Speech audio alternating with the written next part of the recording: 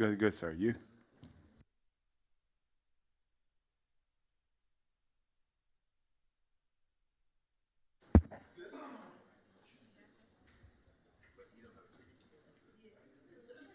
Oh, Trey.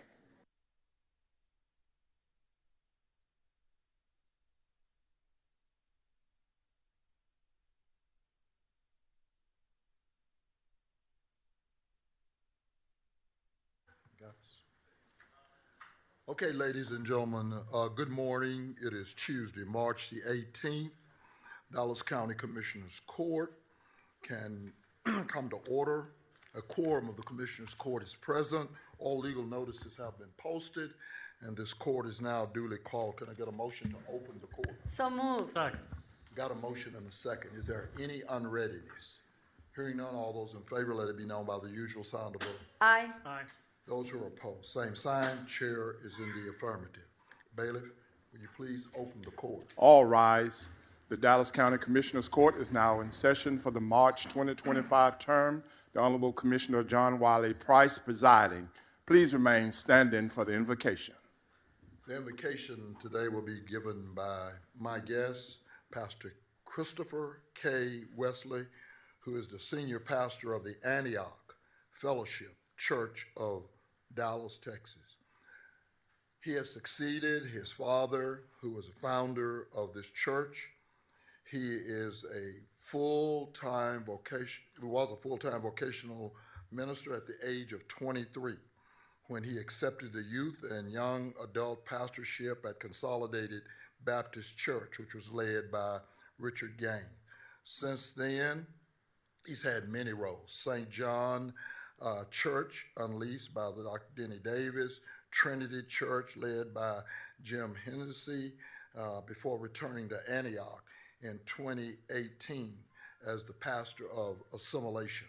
On February the 9th, Pastor Chrisley Wesley was overwhelmingly elected to succeed his father as a senior pastor of the Antioch Fellowship 3 months after Dr. Wesley transitioned. He is not only solely a preacher, but he's a gifted worship leader. He's a singer. He's a songwriter.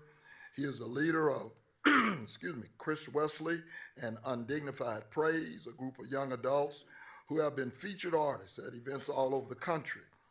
Their debut album, Redeemed, was released in 2012, and since then, Encounter was released in 2019. And Pastor Chris and the Undignified Praise team has shared a national television platform on Dorinda Clark's show and ATL Live.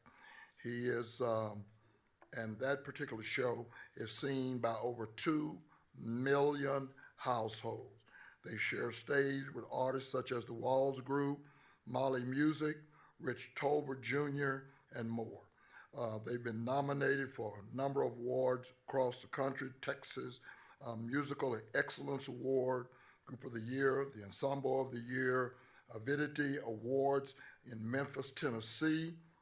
His third project, 828, Live in Dallas, was released on January 2023, and it featured their single, Till It's God.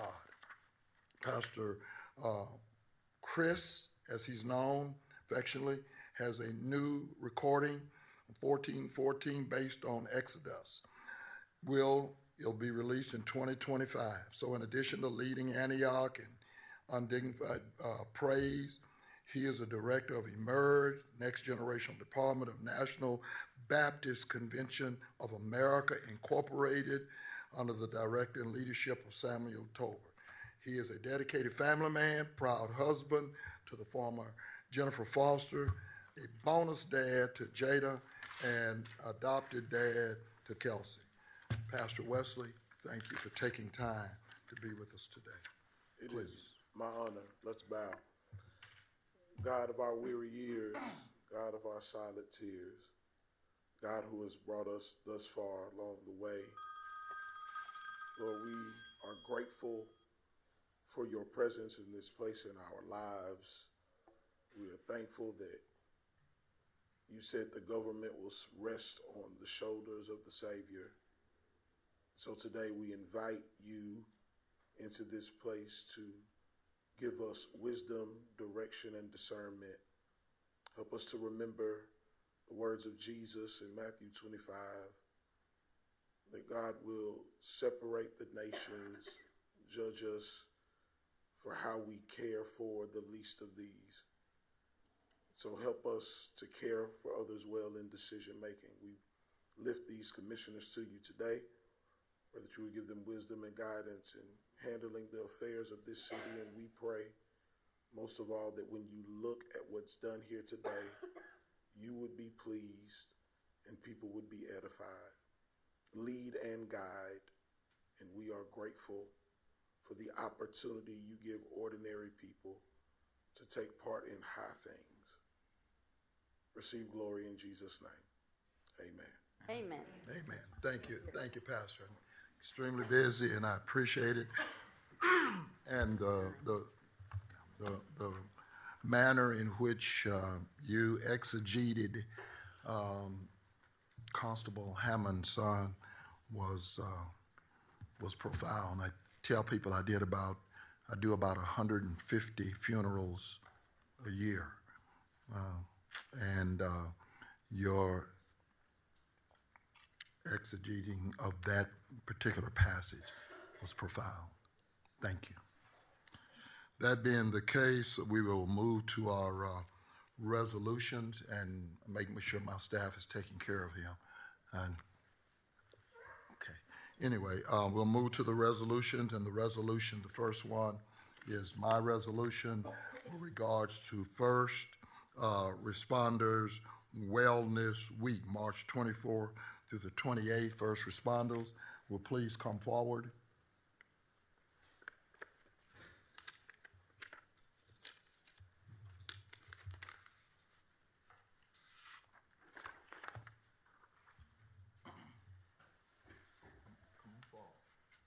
Come on forward.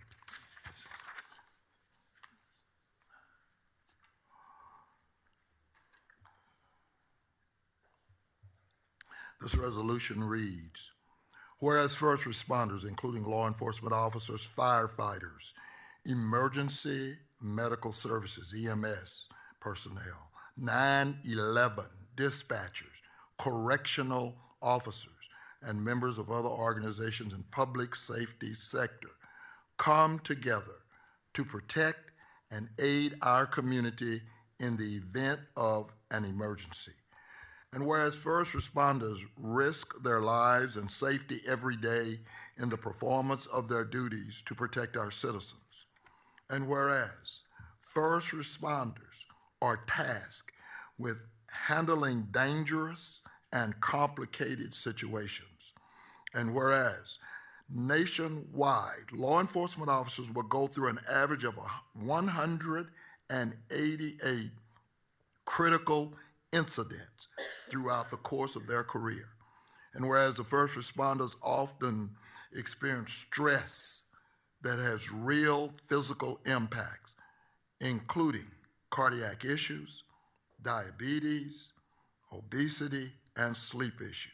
And whereas the first responders are up to 25.6 times higher risk for developing the most traumatic stress disorder when compared to individuals without such experiences. And whereas first responders, the wellness includes management of issues including but not limited to sleep, fitness, nutrition, fatigue, anger management, post-traumatic stress, and loss. And whereas we recognize the integral role of first responders play in our community and the benefits derived from their hard work, commitment, sacrifice, and unhesitating dedication. And whereas strengthening mental and physical wellness in law enforcement is about improving the lives of those who serve along with their families and enhancing the overall effectiveness and integrity of policing professionals as a whole. Whereas research shows that fostering a strong wellness culture inside first responder agencies enhances relations within the communities they serve. Now, therefore, be it resolved by the Commissioners Court of Dallas County, Texas, we hereby declare that March the 24th through the 28th, 2025, as First Responder Wellness Week in Dallas County, and I so move. Second. Is motion? I yield. All those in favor? Oops. All those in favor signify by saying aye. Aye. Aye. That motion passes unanimously. Let me, oh, Sheriff, good morning. Good morning. And I wanted to say, Commissioner Daniels and I co-chair what is called the Behavioral Health Leadership Team. And we've published a lot in terms of suicide. And I guess I was just taken aback, other than the fact that young people as young as 11 to 24, you know, and especially, you know, in the African American community, 11 to 24, commit suicide, everything from hanging. It's just almost inconceivable. But right up there was a lot that happens with first responders, and it said that because it's at those 1,800 incidents in the career life, basically talks about what they see, what they view, encounters, they call them encounters. And I just want to say thank you. I know you have 1,450 officers in the jail. Of course, you have 2,500. I see the constables here, the emergency. I don't think the public has a real appreciation for the incidents y'all come up on and what you go through. And so I just want to say thank you. I know you got the Sheriff's Academy workout. I know you got a plan there. But I also know that this court,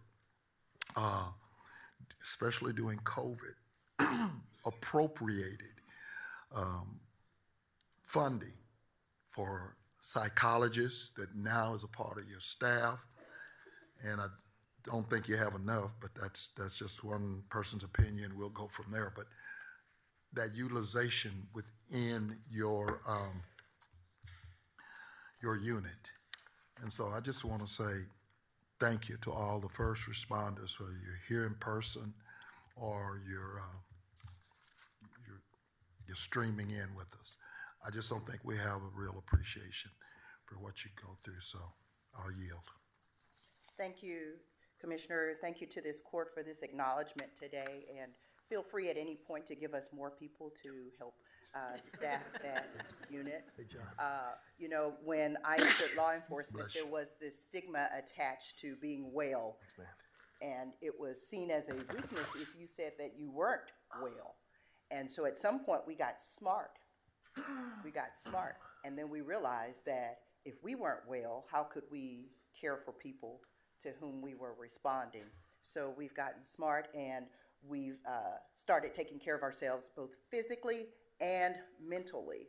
And as you stated, we are appreciative of the fact that we now have what we call a behavioral health unit. We have here with us our peer support group, and we are pleased to have them with us. I'm going to ask Dr. Cooper, who is on our staff, if she will say a couple of remarks. Good morning, everyone. My name is Dr. Erica Cooper. I'm the psychologist for the Sheriff's Office. So first of all, thank you so much for making that funding available to bring on board 2.5 years ago to create the Behavioral Health Division. It's been an honor to work the Sheriff's Office and in the past year create the first peer support team at the Dallas County Sheriff's Office. I currently have 16 members on that team who are detention officers, sworn. They are sergeants, lieutenants, deputies, officers, administrative personnel, and it's been incredible to witness them be able to provide that support to their fellow coworkers and do so in a way that people feel comfortable and are able to disclose really what's going on. And that's in addition to any mental health services that I also provide. So we're, of course, looking to continue building that team and making sure that it can do the good work that we need it to do. I appreciate it. I just wanted to. Go ahead on, yield. Pardon. Yield. I just wanted to add that in a time, or over a fairly short period of time, where the acceptance that to have a well-qualified person, but also a healthy person in all respects, was critical to be able to respond, to be able to provide the services that you need to provide. And to me, as a social worker with a lot of mental health schooling and practice, recognizing that is it's like on the forefront. It's really pushing forward what we can do as public servants, what you have been doing as public servants, but doing it in a total way. And so I am so proud to be associated with the Dallas County Sheriff's Department, and thank you, Dr. Cooper, for providing, that, because there's a checks and balances that's in there too. And so, congratulations for stepping up and doing what you need to do to provide the best service to Dallas County residents. And it just, really gladdens me to see you doing this. Yeah, I want to commend y'all, and I want to very quickly tell a personal story, because I think a lot of times we talk to our first responders about the need, to stay mentally healthy, but you don't know whether we're, actually practicing what we're preaching. And so the night that 5 officers were assassinated by a sniper in downtown Dallas, my friend T.D. Jakes was blowing up my phone, and he was saying, "What can I do for y'all?" And I was texting back saying, "Just pray for us." I was in the EOC with Chief Brown, and about 2 o'clock in the morning, he was still texting me. So I said to Chief, "We got to think of what he might be able to do." And what Chief said is, "We're going to need counseling for our officers. Ask him if he can put together more counseling than we're used to for our officers." And then the next morning around sunup, the chief said to me, "And the first people that should go should be you and me. We should go to counseling." I said, "Man, I don't need counseling. I ain't never been to counseling. I'm from Waxahachie. We ain't even got no counseling." And exactly, as John said, that's why I needed counseling. So we went, right? We went either right, I think it was right before the first funeral, which was at Potter's house, right? You remember, those of you who were there, we weren't sleeping a whole lot, right? We were working, a lot of stuff going on there. I had not eaten much, personally. Went to the counseling, lasted not very long, half an hour, something like that. And thought, well, and then we went out after the counseling and we talked to the media about how we had gone to counseling. So I was thinking, as I went in, that's what this is about. This is about validating that you're still a man if you go to counseling. But by the time that funeral was over, I was starving, right? I'd gotten a few things off my chest. I'd processed, feeling guilty basically about what happened. And I was hungry again. And so when COVID happened, we put everybody that was on that executive team, hundreds of them, into teams of 3, and we made available counseling through Potter's House again and through other groups. And then we encouraged people to go, and we talked to each other about, accountability, about how we were doing, and ask each other those tough questions. And so I know it's helped me, and I know it helped us during the COVID response, and I know it's helped us in other responses as well. And so I just want everybody to know that there's no shame in being mentally healthy. You can only take pride in having the courage to get the help that you need when you need that help. And so, and we all need it, right? To finish the fight, we got to stay in the fight, and to do that, we got to stay mentally sharp and healthy. So, and I love y'all, and God bless you. Thank you for all the work that you do. The reality is like the judge and Commissioner Price say, we're seeing things that we haven't seen in a long time. I attended the vigil in Gainesville for Jocelyn Rojo Carranza, and I have to say, I never seen, such a union of people crying for an 11-year-old who hanged herself because she was bullied because of her parents' legal status. We're living times that we shouldn't be going through. Our kids should not be going through. And I want to thank Commissioner Price for the recognition, guys, because you're the first ones to get there. And as I saw the mother crying, you know, for the loss of her 11-year-old, I was thinking about the little brothers that found her dead. They were blaming themselves for not helping more, for not knowing more, for not, in their young minds, have been able to help. So, like the judge said, you know, we talk about it, but are we doing enough for all our young kids in the school? And right now, in these difficult times when Latinos are under target just for the color of our skin or the way we speak, it's more important than ever that we give the resources, and Sheriff, you're right, you know, for mental health for everyone in the community. This coming Friday, March 21st, in Mountain View College from 9 to 12, my team will have a mental health symposium on how to navigate within the criminal justice system. It will be from 9 to 12 at Mountain View College.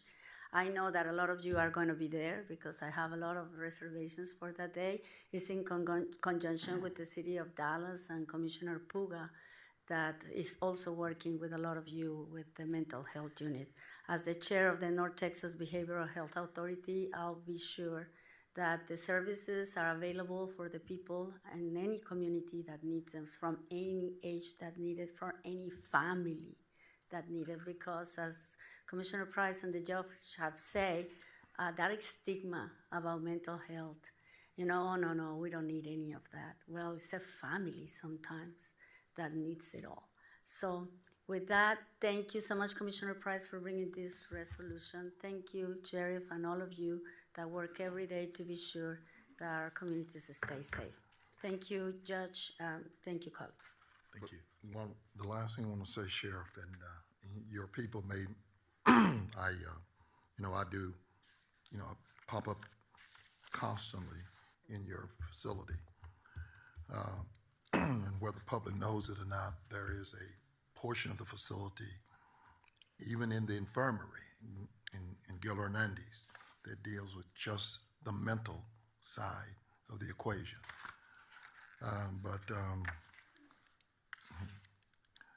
That certain tower, I guess we'll call it for purposes, that certain tower you have, and those individuals, and even as Dr. Watkins and I sat down and, looked at the scale of officers and what they have to deal with, people cannot even fathom what they go through. And I mean, anything that might be from the defecation and excrement being thrown against the walls, thrown at them, and it's just amazing. But I did the rounds, and the captain made me do the rounds. It ain't not like we can sit back and just have our committee meetings. You cannot expect what you don't inspect. And I did those rounds, and I had a total different appreciation, because not only do they have to do those rounds, but the Texas Commission on Jail Standards requires them to record those rounds. So they don't get a chance to go around and say, oh yeah, we did a view and all. They have to hit that. I mean, I saw the whole system. And I just want to say thank you to those individuals, to all of you. But those individuals, it's different in the towers. You get a different population. And that particular tower is challenging mentally in a way that you never could have fathomed. You say you see people on the streets, and you see people in that tower. It's a whole different management. And so I just want to say to all of you, thank you. Thank you for what you continuously do, okay? That being said, It's moved and passed, Judge. Thank you again. Good.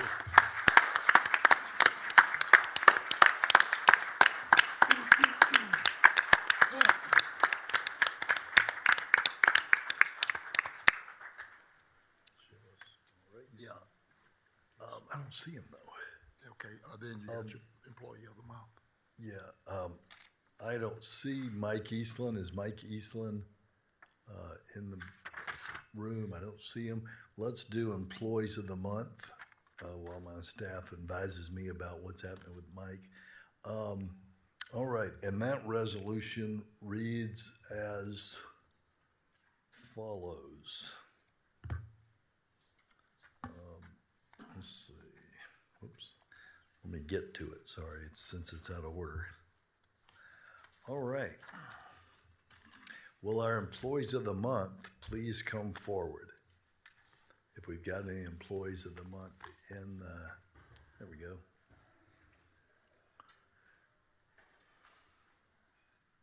All right, and that resolution reads as follows. Whereas since 2012, Dallas County has recognized outstanding employees through our Employee Recognition Program. Each month, select employees are formally recognized by the Commissioner's Court at a designated session where their names are written in the records of Dallas County. And whereas this annual program allows elected officials and department directors to publicly salute employees who rise to the challenge of public service and represent the first-class public sector organization we strive to be. And whereas the employees recognized today have been chosen for their hard work and dedication to meeting the demands of their individual positions and the overall strategic plan set each year by the Commissioner's Court. And whereas for those who interact with Dallas County, our employees represent who we are as a public entity. The efforts by the employees listed below ensure that the public sees Dallas County at its best. These recognized employees perform above expectation and ensure that Dallas County continues to be a regional leader and the destination of choice for residents and businesses. The Dallas County Employee Recognition Program sets each of them apart as a model employee worthy of this honor. Now, therefore, be it resolved that the Dallas County Commissioner's Court does hereby salute these employees. Veronica Hood, County Clerk. Regina Fowlks, Criminal Justice. Carly Turner, Criminal Justice. Elisa Rajan, District Clerk. Berenice Bustamante, Facilities. Deborah Morris, Health and Human Services. Elijah Calloway, Juvenile. Jonathan Wyatt, Juvenile. Tiffany Harden, Pretrial. Marcel McDonald, Public Works. Iram Hernandez, Sheriff. Xavier Nash, Sheriff. Lupita Lazaro, Tax Office. Diana Cannonier, Treasurer. For being selected, oh yeah, I like those. Being selected as Employee of the Month for March 2025, and I so move. Second. All those in favor signify by saying aye. Aye. Any opposed? That motion carries unanimously. Thank y'all.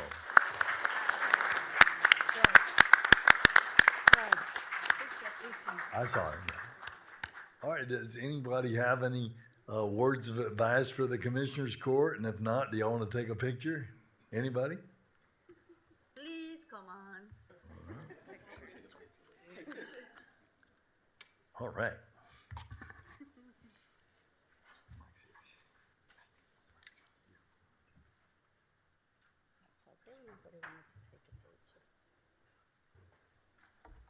You know, it's tough when you got to beg people to take a picture.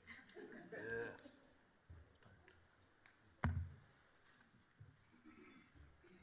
I lost it.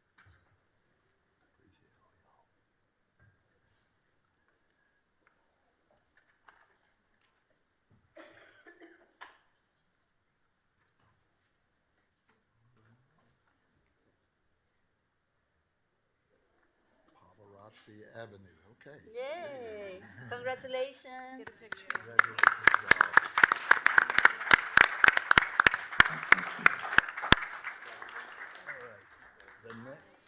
next resolution is for Mike Eastland. So we'll give our folks a chance to clear out the hallway there.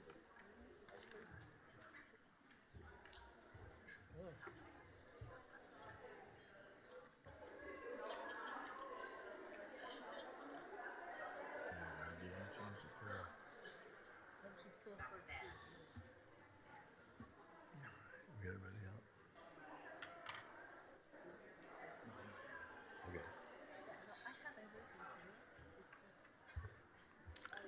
All right. And our next resolution is for my friend Mike Eastland. Mike, Mike, come on forward, if you will. And that resolution reads as follows. Whereas since 1992, Mike Eastland has served as the executive director. Yeah. We're clearing out some crowd for you, Mike. That's fine. All right. Yeah, and Marshall back there, once they get out, can y'all shut that door? Yeah, Marshall. I don't see you guys. Oh, there's one. No, he's Yeah, okay. Thanks, guys. All right, let's start that over.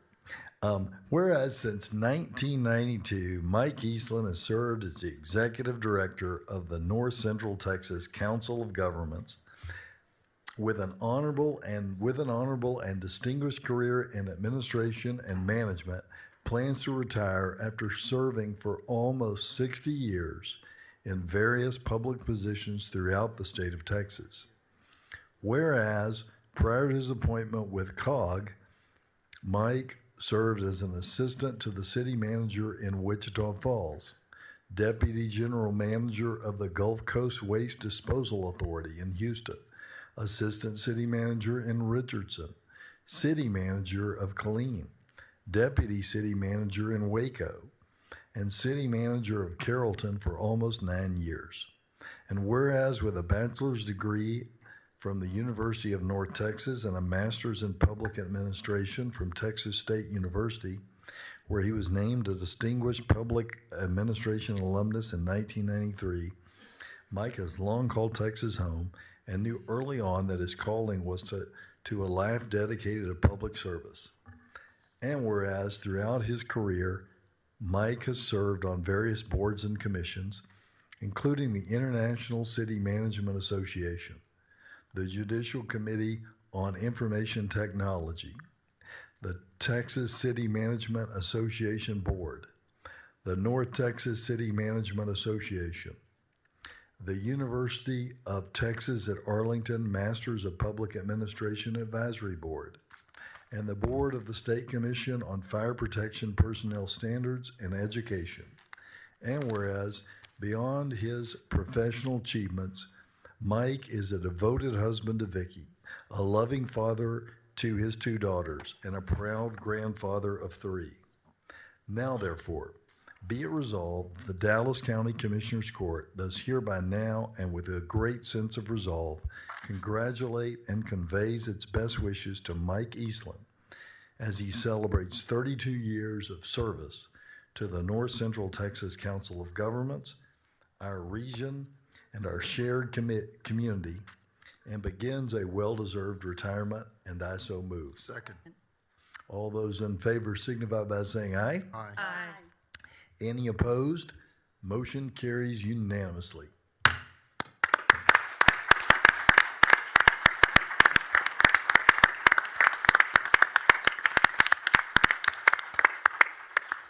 And Mike, thank you for coming here today. Truly, you're gracing us with your presence. I really appreciate your life of service. They're telling me to take a picture, and we're gonna do that. Take a picture of him while he's standing there, or just after he comes up? Yeah. So, sorry, I'm getting audibles right back there.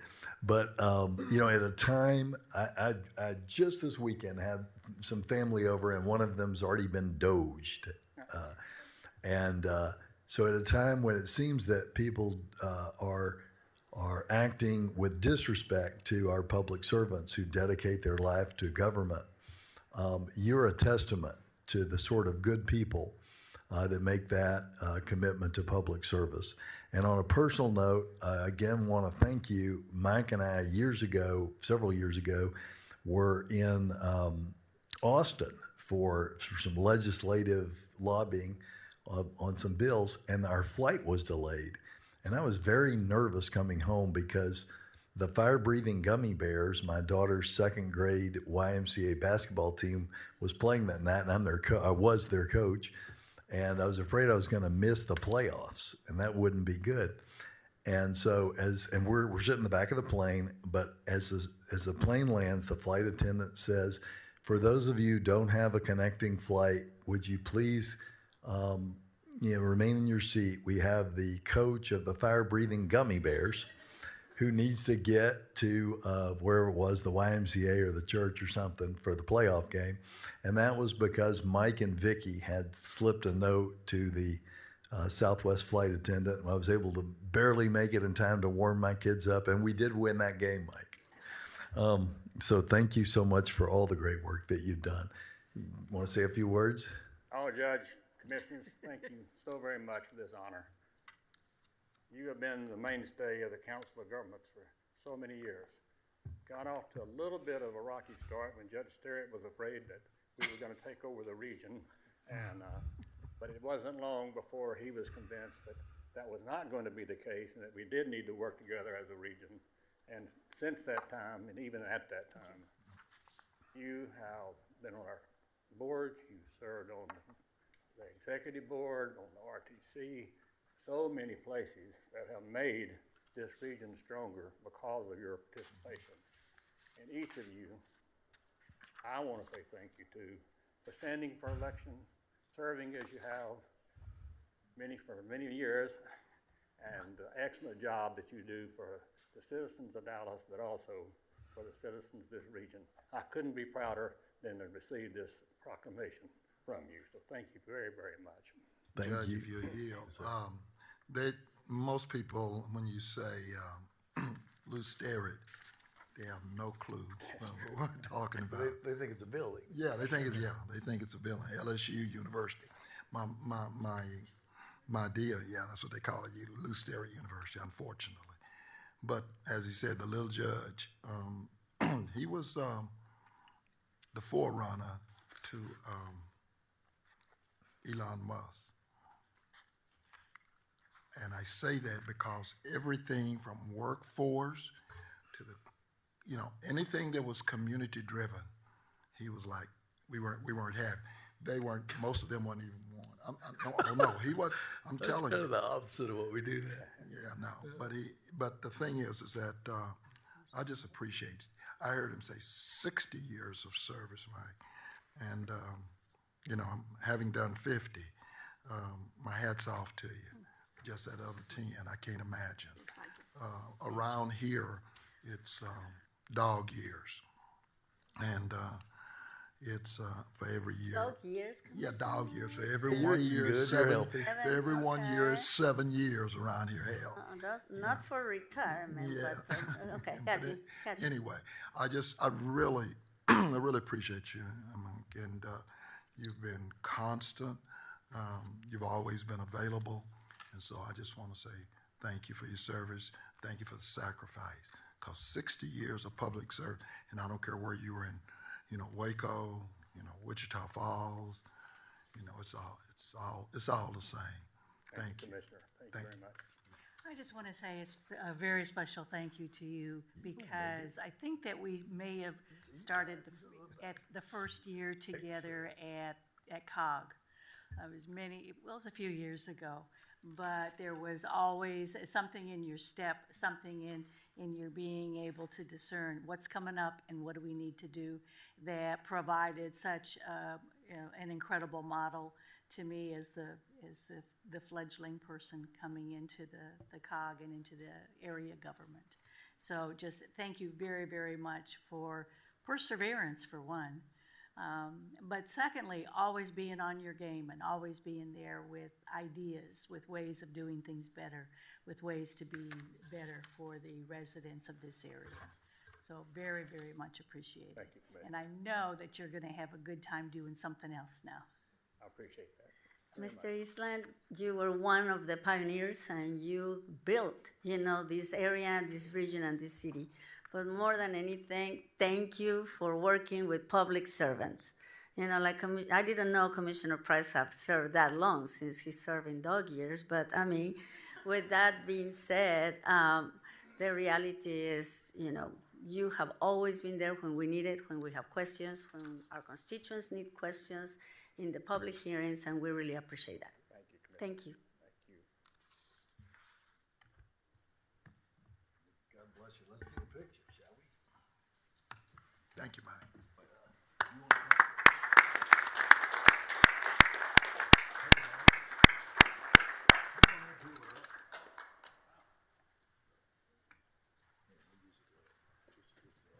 Actually, Mike, you can swing the gavel.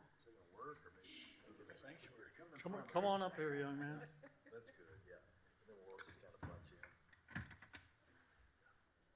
That works. That works.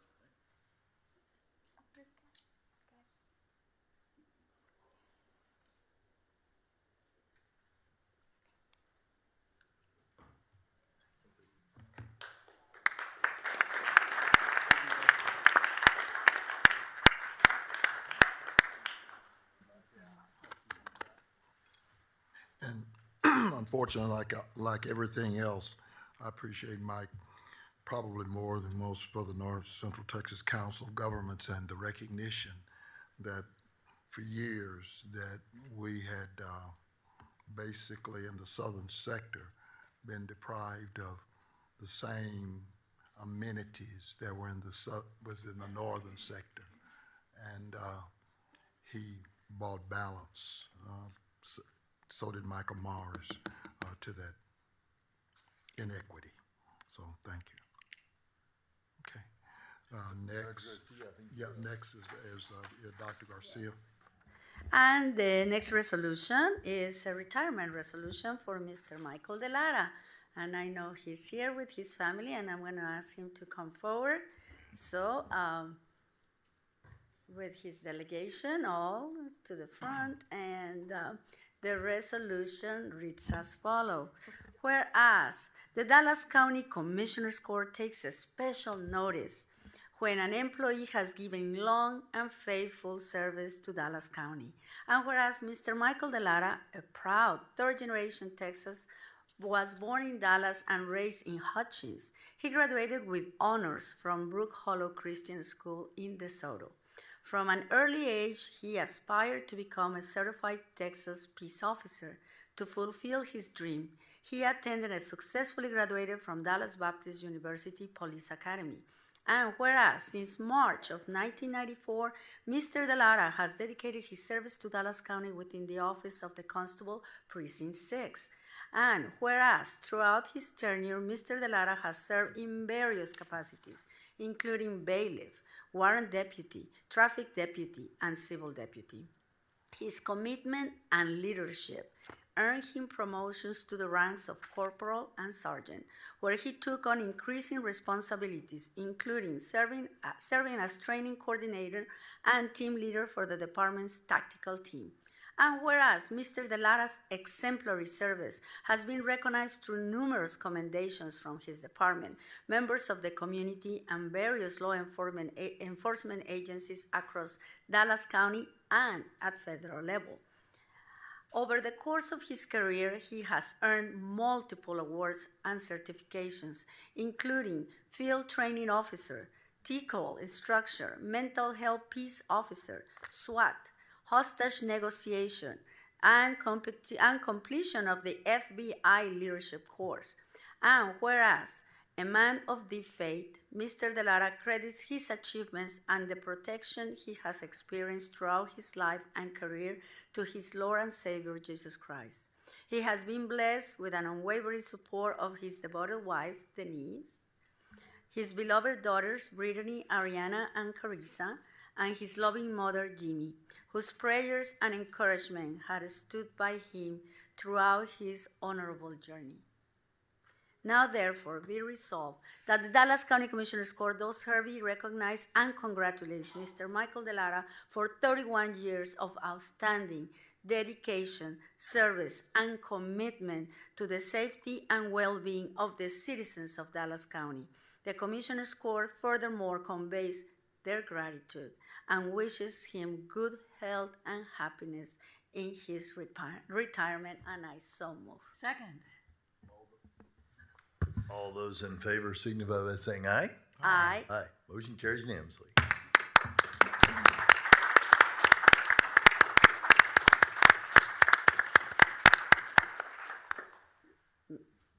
Mr. De Lara? No? Do you want to say anything? Well, I'll just keep it real brief. I appreciate the opportunity that Dallas County has given me. I remember coming here years ago, and we barely made like $2,000 a month, and that was the gross, you know, and what we've achieved now and so forth, and is great. I've been so blessed to participate in so many different areas of the constable's office, and I think the person that I know the longest is Commissioner Price. No, really, here. Mr. De Lara? He is. He's iconic. He's been here as longer than I have. So, and then when he worked over at Precinct 8, I believe at one time. So, I've known him the longest over there. I appreciate you. Thank you very much, Judge Jenkins, Commissioner Solomon, Commissioner Daniel. Thank y'all so much for taking the time to do this for me. It means a lot to me. It means a lot to my wife. And thank you for these gentlemen back here, Constable Brown and Chief Solomon. They've been really good guys. I appreciate it. They're great to work for. From here on, I think I need to get my fishing boat wet or something. Anyway, no, I'm going to take some time with my grandson and hang out with him a little bit. Constable Brown, do you want to say anything? Well, thank you for your service. I've only been in office for 2.5 years, so I got a little bit of time to catch you. But I appreciate your service. Now he can be at home with you every day and help you out with the honey-do list. But thank you for your service. I really appreciate it. You bet. You bet. Thank you. I want to say I'm going to miss. You know, there are very few people, as Mike said a few minutes ago, to that stair area. He talks about Precinct 8, and for which we named the courthouse Judge Cleo Steele. But Precinct 8 was the creation of the Commissioner's Court at a time when there was no representation in this county of a certain demographic. And one of the things I appreciate about Mr. De Lara and Constable De Lara and people like that, they understood that we didn't just assume a position. We came to work, and he'll be able to testify that, you know, we opened the court at 8 o'clock in the morning, and I usually didn't go home until 12 o'clock, midnight. And where there were mental illness warrants or there were examining trials, and to Judge Steele's credit, 5 o'clock, we fired it up. We were doing jail management before there was jail management, because people who got examining trials, the district attorney could decide, Mr. Hamilton, whether or not they were going to be here, they had a decent case, or they didn't. And so we were doing jail population management. And George Allen and those 800 beds over there that are now mothballed, we were moving. We were moving the cases. So I appreciate the fact that people like Mr. Constable De Lara was able to come and access, whether it was mental health warrants, PR bonds, you name it.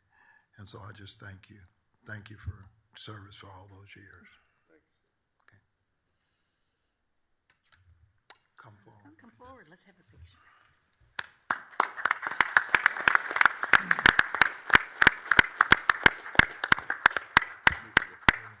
Congratulations, Denise. Constable.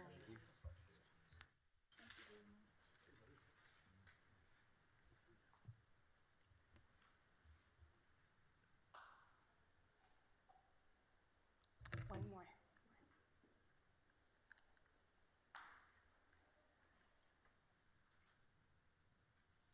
Thank you.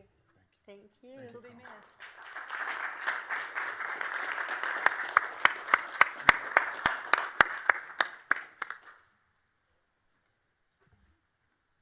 Okay. The next resolution is for Mr. John W. Carlough. And I know he's here. John, can you come to your delegation?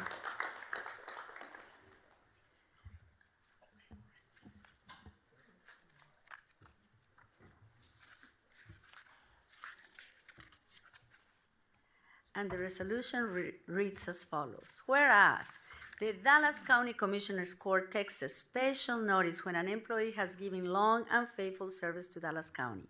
And whereas Mr. John W. Carlough will retire on March 31st, 2025, after 31 years of dedicated service to Dallas County.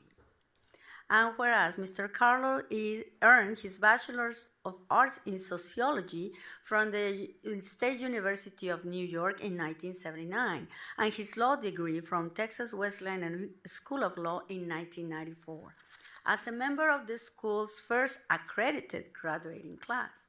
And whereas he began his career with the Dallas County Juvenile Department in 1980, working in both detention and probation. In 1990, Mr. Carlough joined the Dallas County Medical Examiner's Office as a forensic death investigator, while simultaneously serving as a probation officer for Tarrant County. And whereas he became an assistant district attorney with the Tarrant County District Attorney's Office in 1996, specializing in domestic violence and juvenile prosecution. In 2004, he joined the Dallas County Public Defender's Office as an assistant public defender, where he provided legal representation for indigent citizens in family violence court and handled felony cases at all levels. And whereas Mr. Carlough transitioned to the Dallas County District Attorney's Office in 2010, serving in multiple divisions, most notably the Mental Health Division, where he played a pivotal role in raising awareness of the need for mental health services and advocating for treatment as an alternative to prosecution. Furthermore, he demonstrated an unwavering commitment to ensuring that individuals with mental illness in the criminal justice system were treated with dignity and respect, often making difficult decisions and embracing innovative approaches to achieve justice. And whereas Mr. Carlough has earned the respect of both prosecutors and defense attorneys for his deep legal knowledge, collaborative approach to the law, and remarkable ability to recall legal codes and statutes from memory, earning him the reputation of a walking code book. Amen. His dedication to mentorship has helped shape the next generation of attorneys in the mental health division, ensuring that his legacy and advocacy, and more important, his service, will continue. Whereas, upon his retirement, Mr. Carlough looks forward to traveling with his wife, Peggy. Yeah, she's here. Spending quality time with family and enjoying recreational sports. Now, therefore, be resolved that the Dallas County Commissioners Court does hereby recognize and honor Mr. John W. Carlough for 31 years of outstanding contributions to Dallas County and extend our deepest gratitude for his years of service. We wish him a fulfilling and well-deserved retirement. And I so move. Second.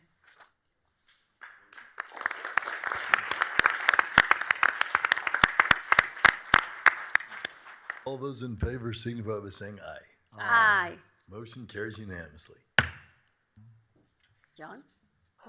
I just want to say thank you for the opportunity to be here today to serve the citizens of Dallas County.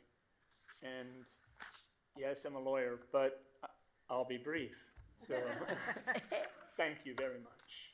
That's all. John, do you want to, Peggy is here with you. Yeah. Do you want to say anything? Oh, yes, Oh, yes, Yeah, Paul. who else is Paul. behind you? Paul Hamilton. Paul. Yes, he just came in. I'm sorry, Mr. Hamilton, I didn't see you. was That's against the okay, that's wall. okay. I'll be brief because I want to give Mr. Pearson an opportunity to talk to you about Mr. Carlough. He is the chief of the division and has worked very closely with Mr. Carlough through the years. But on behalf of Judge John Cruzo, I want to thank John for his service. I will tell you, it's really interesting. You know, we have quite a few people that work over in the DA's office, and I have the occasion to interact with some of them, some more often than others. And I haven't had a lot of interaction with John, but every time I see him, he seems to be working really hard.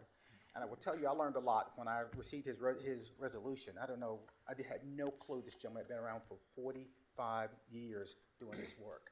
I can tell you, I mean, I don't know how he has withstood it and done it so well, because every time I see him, he's very focused and doing the work, certainly the way we all expect. And I do want to thank you on behalf of Judge Cruzo and on behalf of the entire office. And in speaking to the court on this occasion, I guess I want to thank you for the support that you have given over the years, and particularly some of the support over in recent days to our mental health unit. It has expanded exponentially. I'm not going to say it's all the way where it needs to be, or Julie will certainly shoot me, but anyway, it's come a long way, and I do thank you for your support and in recognition of that. And if we could just take a few minutes, I would like for Mr. Pearson to talk to you about John and his work in the division. And I was just getting ready to acknowledge he's already training. Yes. Lee? Thank you. Thank you Next to the court. generation. Thank you very much for allowing us to be here today for each and every one of you. And I'd like to echo what Mr. Hamilton said. Thank you for supporting the mental health division and the work we do so much. It's greatly, greatly appreciated. John and I have known each other since 1994 in various capacities. We were baby lawyers together. He was a prosecutor when I came out and was doing defense work. And then we switched, and I was a defense when he was doing a prosecution. When we came over to Dallas, when I first found out from Judge Rocky Jones who I was going to be replacing, I went down and walked in, and she goes, "Do you know this guy?" And it was John. Oh. So I replaced him in Judge Wade's court, and we've worked together. When I got promoted into the competency position, I found myself with competency cases, felony cases, and I didn't know how to do them. So I had many mentors, and one of those was John.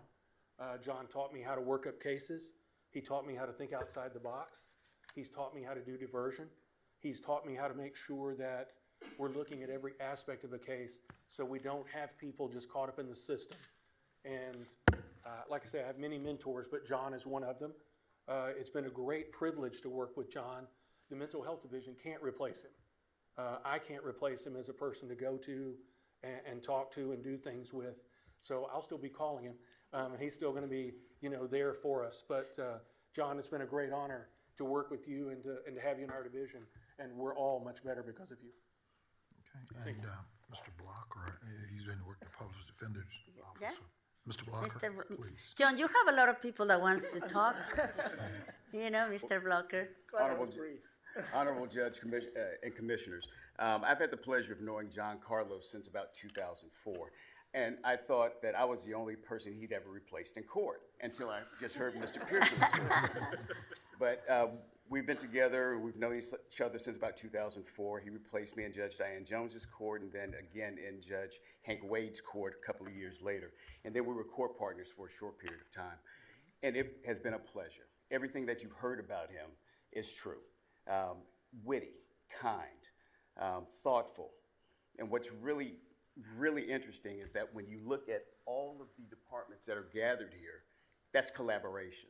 We all work well together, and we work together to make sure that those in our community who need the most help get it, and that that help doesn't result in punishment. It's not punitive. I was talking to Vicki Rice just the other day, and I said, do you realize that between 2003 and 2004, we had 4 significant mental health incidents in Dallas County? And it was the Public Defender's Office and the DA's office and our mental health divisions that worked together to arrive at successful resolutions for everyone involved that focus on public safety, healing, and restoration. So John was a key part of that, along with Mr. Pearson and the rest of the crew, as well as the members of the Dallas County Public Defender's Office, whether that's LaShonda Strather or Roger Lennox, Vicki Rice, so forth and so on. We all work together to make sure that the best possible outcomes occur for those who are entrusted to our care. Did Lynn Richardson work with y'all too? Yes, she did. Okay. Well, But congratulations. anyone else wants to say anything before I forget anyone? No, Okay, Thank you. well, thank you, I John. just wanted to make comment that while you've been talking, the number of heads that are bobbing up and down behind you, to me says that you have touched a lot of people and a lot of issues. And the support of people working together is, is exemplary. So, thank you.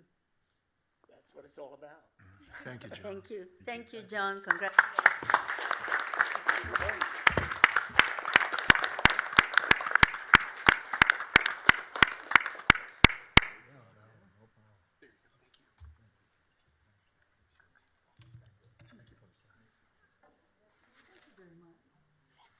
It's good to see you. Always good to see you. Can you take one of just them and then we'll run in? sure. So he has one with the family. Okay. Okay, one moment. Got some other folks want to join? Yes. They will, they will.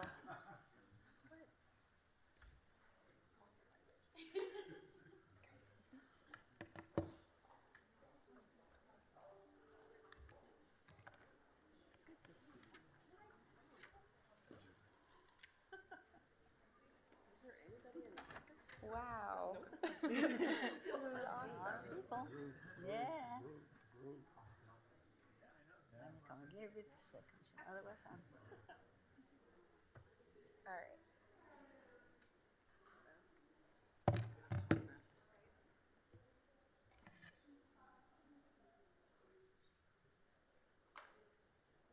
Did we get one? Okay, we're good. Thank you. Thank you.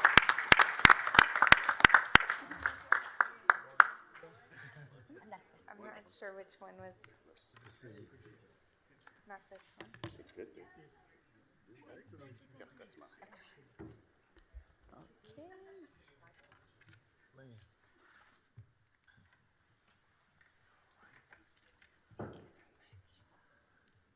Dr. Daniels.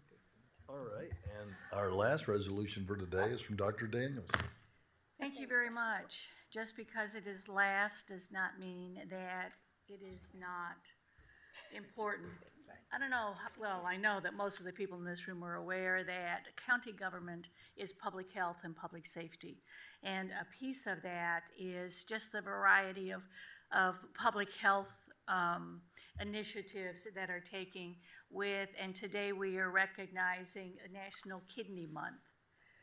So, whereas National Kidney Month is an opportunity to raise awareness about the importance of kidney health and encourage people to take action to protect their kidneys so they can live longer and better. It is important to educate the people around you about kidney health because it is critical to reducing the incidence of kidney disease. Many people are unaware of the importance of their kidneys or how to take care of them. Whereas you can protect your kidneys by preventing or managing health conditions that cause kidney damage, such as diabetes and high blood pressure.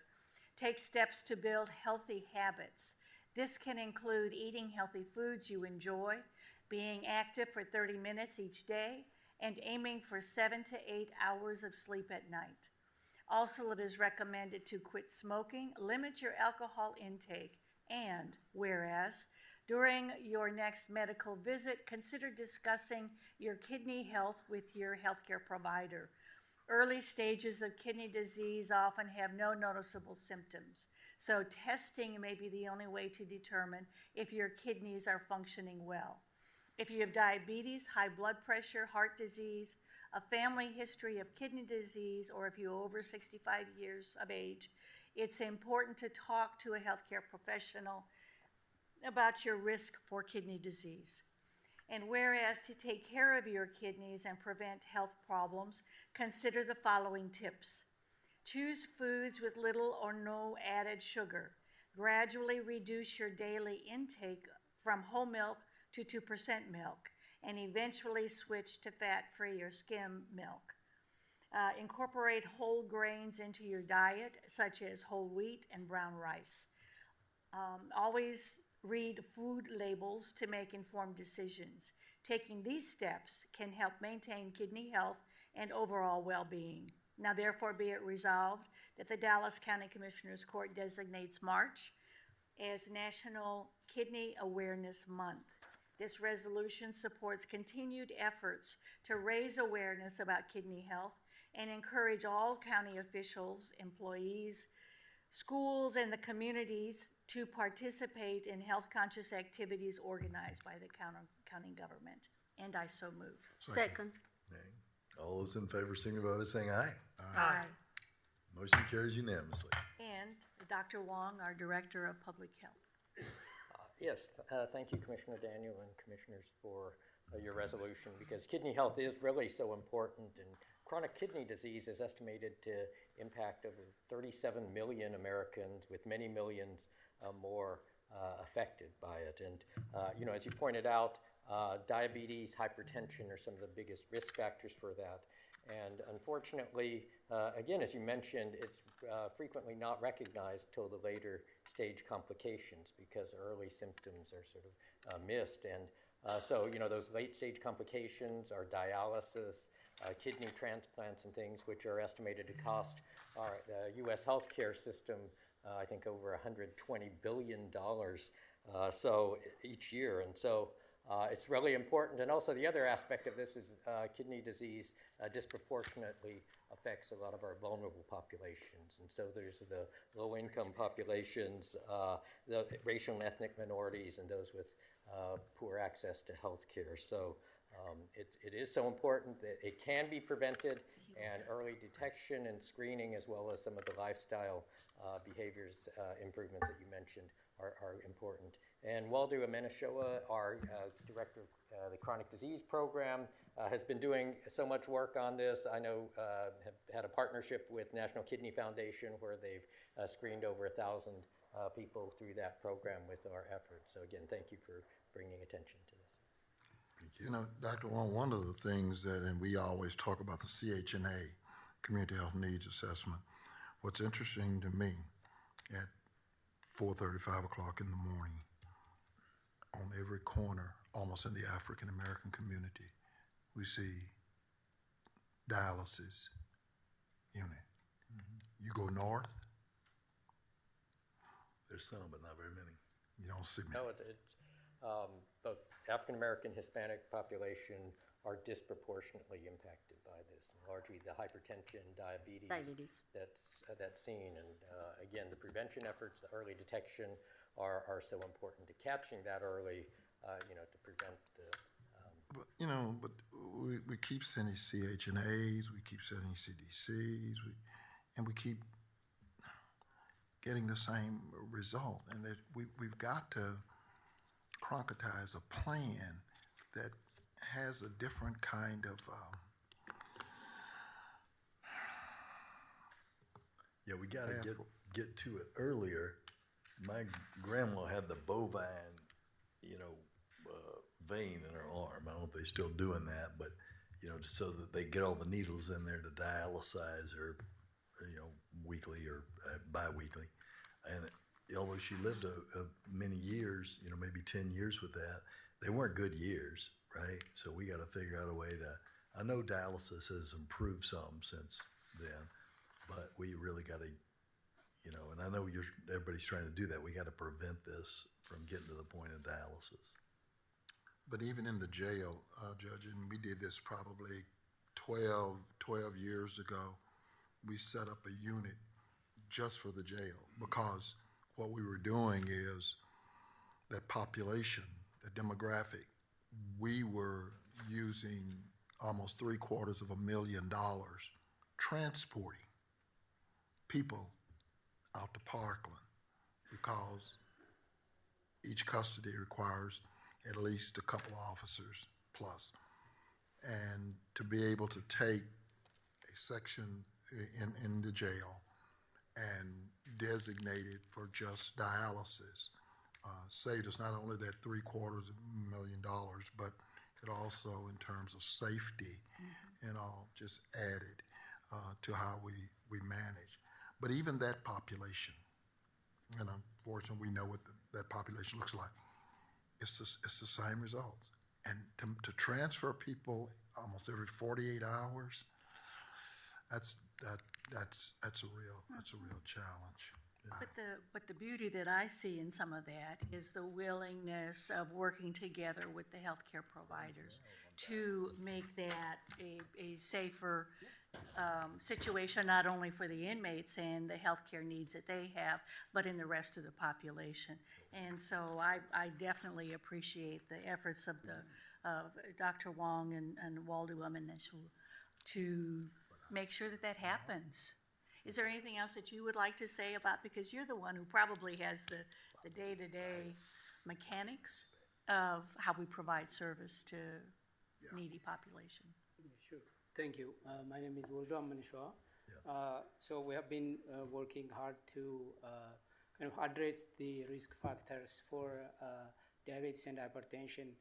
Basically, statistics show that 1 in 3 people, or 1 in 5 people who has hypertension, 1 in 3 people who have diabetes are most likely to have kidney disease. So we're trying to kind of identify and work against the risk factors that lead to the development of diabetes and hypertension. So thank you for this opportunity, and thank you for the resolution, Commissioner Daniel, and thank you, Commissioner Court, for supporting our continued work. Appreciate that. Thank you. Those, I and will I want mention to, one go ahead thing, on, and we yield. have a new criminal justice specialist that's from the health department that we're positioning out at the jail with Parkland. We've had some meetings with them working on STIs and things, but also just the general linkage and how we can work with the jail health situation. Yeah, I'm aware of those legislative appropriations, but I just want to say that Dallas County, and from the public health side at least, and thank to you and your team for joining Mr. Martin and the judge and our team out in the community at what we call restorative farms, as we look at ways to not only reproduce those, but to help get those that healthiness to a community that historically has not had it. And so it's not that we're not doing anything. It's just always amazing to me. And then again, as you talk about the STIs now, it's as though it doesn't seem enough effort on my part to see it. And that's where we want to work with the clinical partners, make the environment so that people can make the healthy choice, like get good nutrition, exercise, and then at the clinical settings, they do the screening and testing and treat the diabetes early and the hypertension to prevent these complications. But it takes all of that working together, and that's where I think we appreciate the partnerships. And anybody that gets access to a kidney screening, take advantage. They are extremely expensive. They are extremely expensive, and we've had a couple of health fairs around here. Yes, when we offer them. Yeah, and I know during Quan's Fest we did them, but I had no idea that they were that expensive. So if you get an opportunity to get a kidney screening, take it. And we try to be sure that all these screenings are covered under our health plans in Dallas County. So with that being said, like Commissioner Price says, if you have the opportunity to get any of the screenings, join. Thank you, Dr. Juan. You do a great job. I appreciate it. Great job, guys. Thank you. Before we get to presentations, I want to take a moment of personal privilege just to make sure, put it out there on video so we have a better chance of nobody doing it wrong. Just a few minutes ago, our March Madness bracket challenge came out, right? And this is where you can win the judges, I don't know what we can say exactly, win the judges' money, like win Ben Stein's money, remember that old show? So you can win some gift cards. Your name can be on a glorious life-size gold basketball trophy for a year, kind of like the Stanley Cup. Here's what you need to know, right? You have to play to win, and you have to put your first name and your last name that's in the county directory. If you put like omnipotent beast or something in there, even if you have the best bracket, you're not going to win, right? Because how do we know Omnipotent Beast doesn't have 4 or 5 other brackets, right? So you got to put Clay Jenkins if you're Clay Jenkins, or Jonathan Bazan if you're Jonathan Bazan. The deadline is March 20th at 11 a.m. As of yesterday, you know, you have 64 teams traditionally in the bracket for both the men and the women's. I think one year we were able to add to the bracket the play-in games. There are games like this year, Xavier and Texas are playing each other to determine who will play in the round of 64. As of yesterday, ESPN on their bracket did not have an opportunity to choose that. So unless that changes, you'll just choose the 2 teams that are playing or the team that those 2 teams would play in the first round. Everybody get that? Okay, and check with your supervisor. If you work for me, you're certainly welcome. I got on my Baylor Bear tie. I got on my Baylor Bear socks. All right. So. Is that it? What's that? Is that it? Yeah, is there more Only there? the socks and the yeah. tie? Oh, okay. You know, nothing else on today. Nothing else under that on today. But so feel free. We want our people. It's a good camaraderie experience, subject to the dress code and your boss's instruction. Show your team pride. You know, wear your school. You didn't have to go there. If you know, just be a fan of something and wear your team pride, and let's have a good team building experience. I will have. I think I pay for that, right? Where we put ESPN. Yeah. So I will be reimbursing the county, and we will add to the TVs, at least in this building and perhaps in others, CBS, TBS, TNT. I think we've already done it, right? TNT and what I leave out? What's the other? True and True. Don't look at me. So that you can see the games. All You're right. asking And the wrong obviously, we want you to person. still work some as well. And with that, it's time for presentation. Well, wait. I also want a go minute ahead. of privilege after, you know. Sure.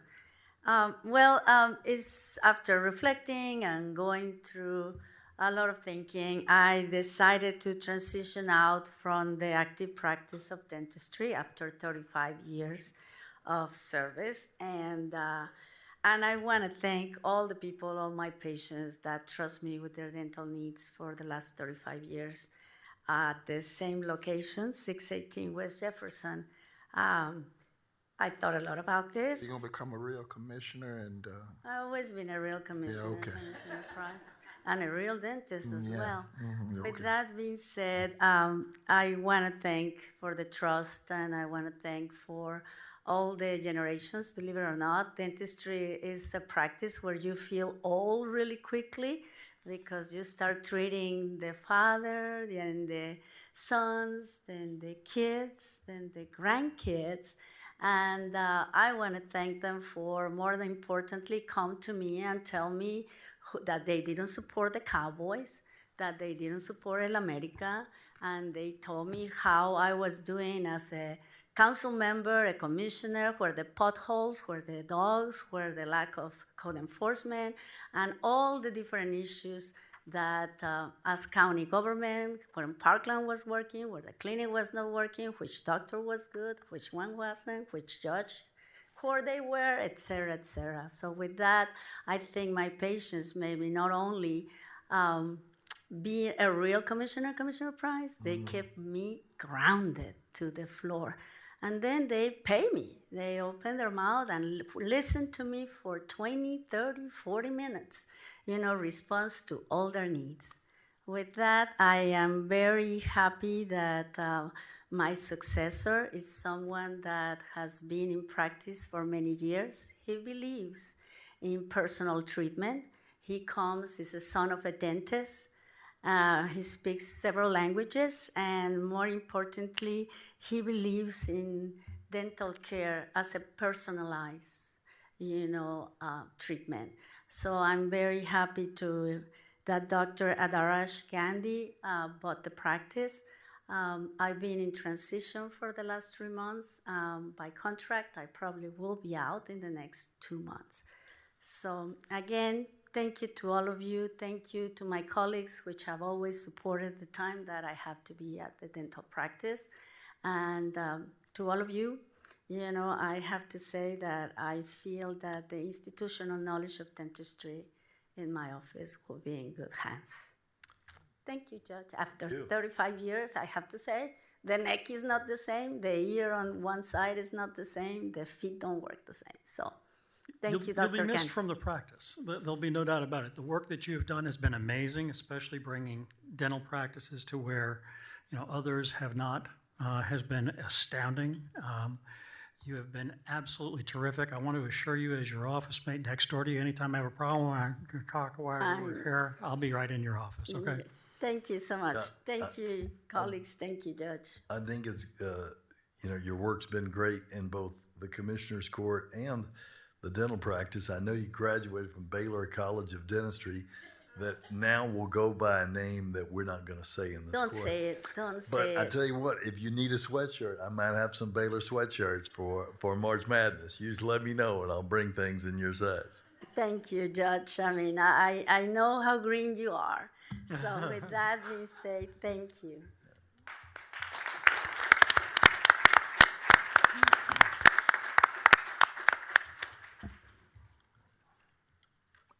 On the presentation, I'm going to do two things. First of all, I'm going to do a motion to suspend the agenda. So move. Second. All those in favor signify by saying aye. Aye. Any opposed? Motion carries unanimously. I'm going to take some out of order. The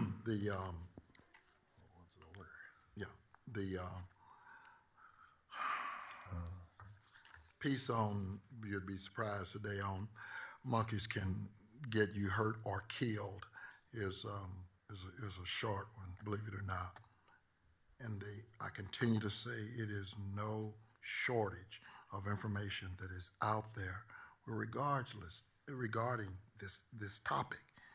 The mother of a Hawkins County 8th grader says in a lawsuit that filed this week that her son was reportedly subjected to racially motivated attacks, and the school system did nothing to stop them.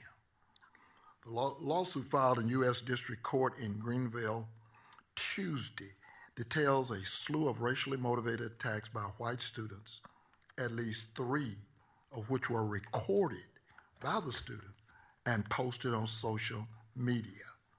Erica Quayles contends in the lawsuit she repeatedly sought help from administrators at Churchill Middle School and Hawkins County Director of School Matt Hickson, but they either ignored or downplayed her complaints.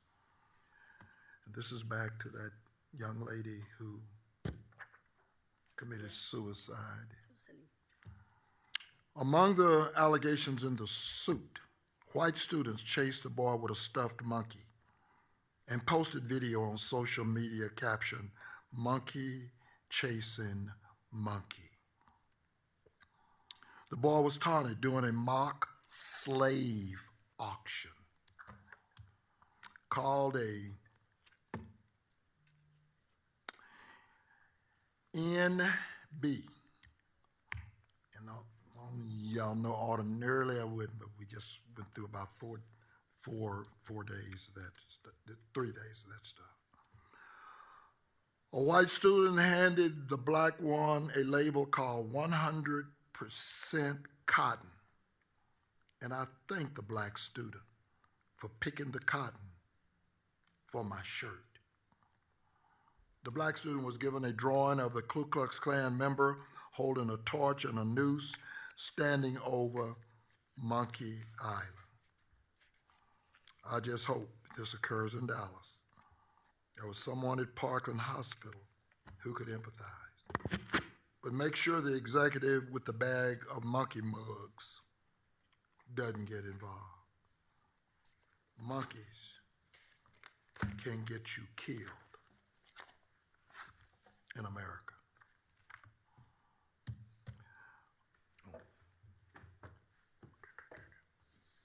Number 6 is the update on election polling equipment and readiness for the May election. Well, listen, come down. While since the last time we had Commissioners Court, we, each one individually or the judge and I collectively have gone to look at this equipment. As you know, I was the sole voter against the proposal that was on the street with regards to the voting no on these poll books. The judge and I made 2 visits to the election headquarters. The first one, all of the queue had not been finished, and we said we wanted a thorough presentation.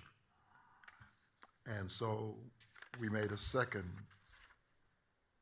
attempt with our staff and with every query we could do. I want to thank my staff because we got the Los Angeles, El Paso. We searched NOAA Inc. upside one and down the other. And so I want to say to elections today, we needed to make sure that the public has a comfort level that we are where we need to be in this preparedness, this update, polling equipment, and readiness for the May election. Not your fault. I'm just glad that no, I'm not glad.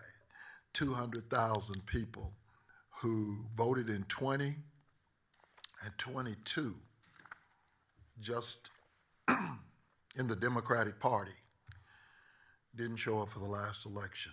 I hate like hell they didn't.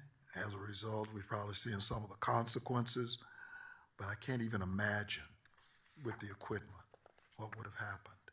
And those are people with a score of 50 to 100. We now have the equipment here, and so I'd ask you for the public, this is a presentation for the public to show that we are ready for the municipal election come May with NOAA Inc. Poll books, please. Yeah, absolutely. And before that, I also want to thank, my team. I know that the elections department also have met with a group from the city of Dallas, and my deputy chief of staff, Ms. Torres, was with you as well. I wanted to be sure that as the municipalities that pay us to have an election feel comfortable as well in this process. So I also want to thank my team for all their efforts. I know we compiled a lot of questions that not only our team, and I hear here from my colleagues, but from the city of Dallas as one of our customer cities. So thank you so much for your work. Thank you. Absolutely.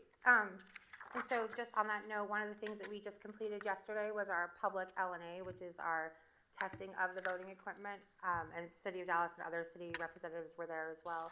So that's where we basically run ballots that are voted, and we test that the equipment is counting properly and everything's running through, and that went very smoothly. And so that was completed yesterday. We're using the same kind of data set, which is the actual election information and election ballots, and so it's going to simulate what voters will see in the locations at the vote centers. Just kind of an update on where we are in terms of the process before I do the demonstration is we are this week doing our train the trainer process, and so we have our trainers in-house, and we have the vendor knowing here as well, and they're walking through and training the trainers on how to train the poll workers and what we're going to train them on. And so we have our presentation and a lot of hands-on going through the poll book. Our training, obviously with new equipment, so we're trying to offer some extra options. And so for our poll workers, we have the judges will have 2 hours of training specifically on the poll book within their 5-hour training, and the clerks will have 1 hour of training on the poll book specifically within their 3-hour training. In addition, after someone attends one of those trainings, if they still need some extra time to be comfortable, we're offering what we're calling labs. And so we have them set up to where after you attend training, you can come in and just have more like a one-on-one or a small group with a trainer and the equipment, or, some people maybe with trainer and with the forms and material. So either of those options will be available throughout the next month while we do training in preparation for the election. We had a litany of queries and questions with regards to every angle that we could deal with that poll book, and I want to say publicly, you're satisfactory, regardless of the kind of ID, regardless of the skit to try to divert the electorate. The poll book, the system responded. It appeared to be seamless, and it seems to have been working. I want to thank some of our poll workers.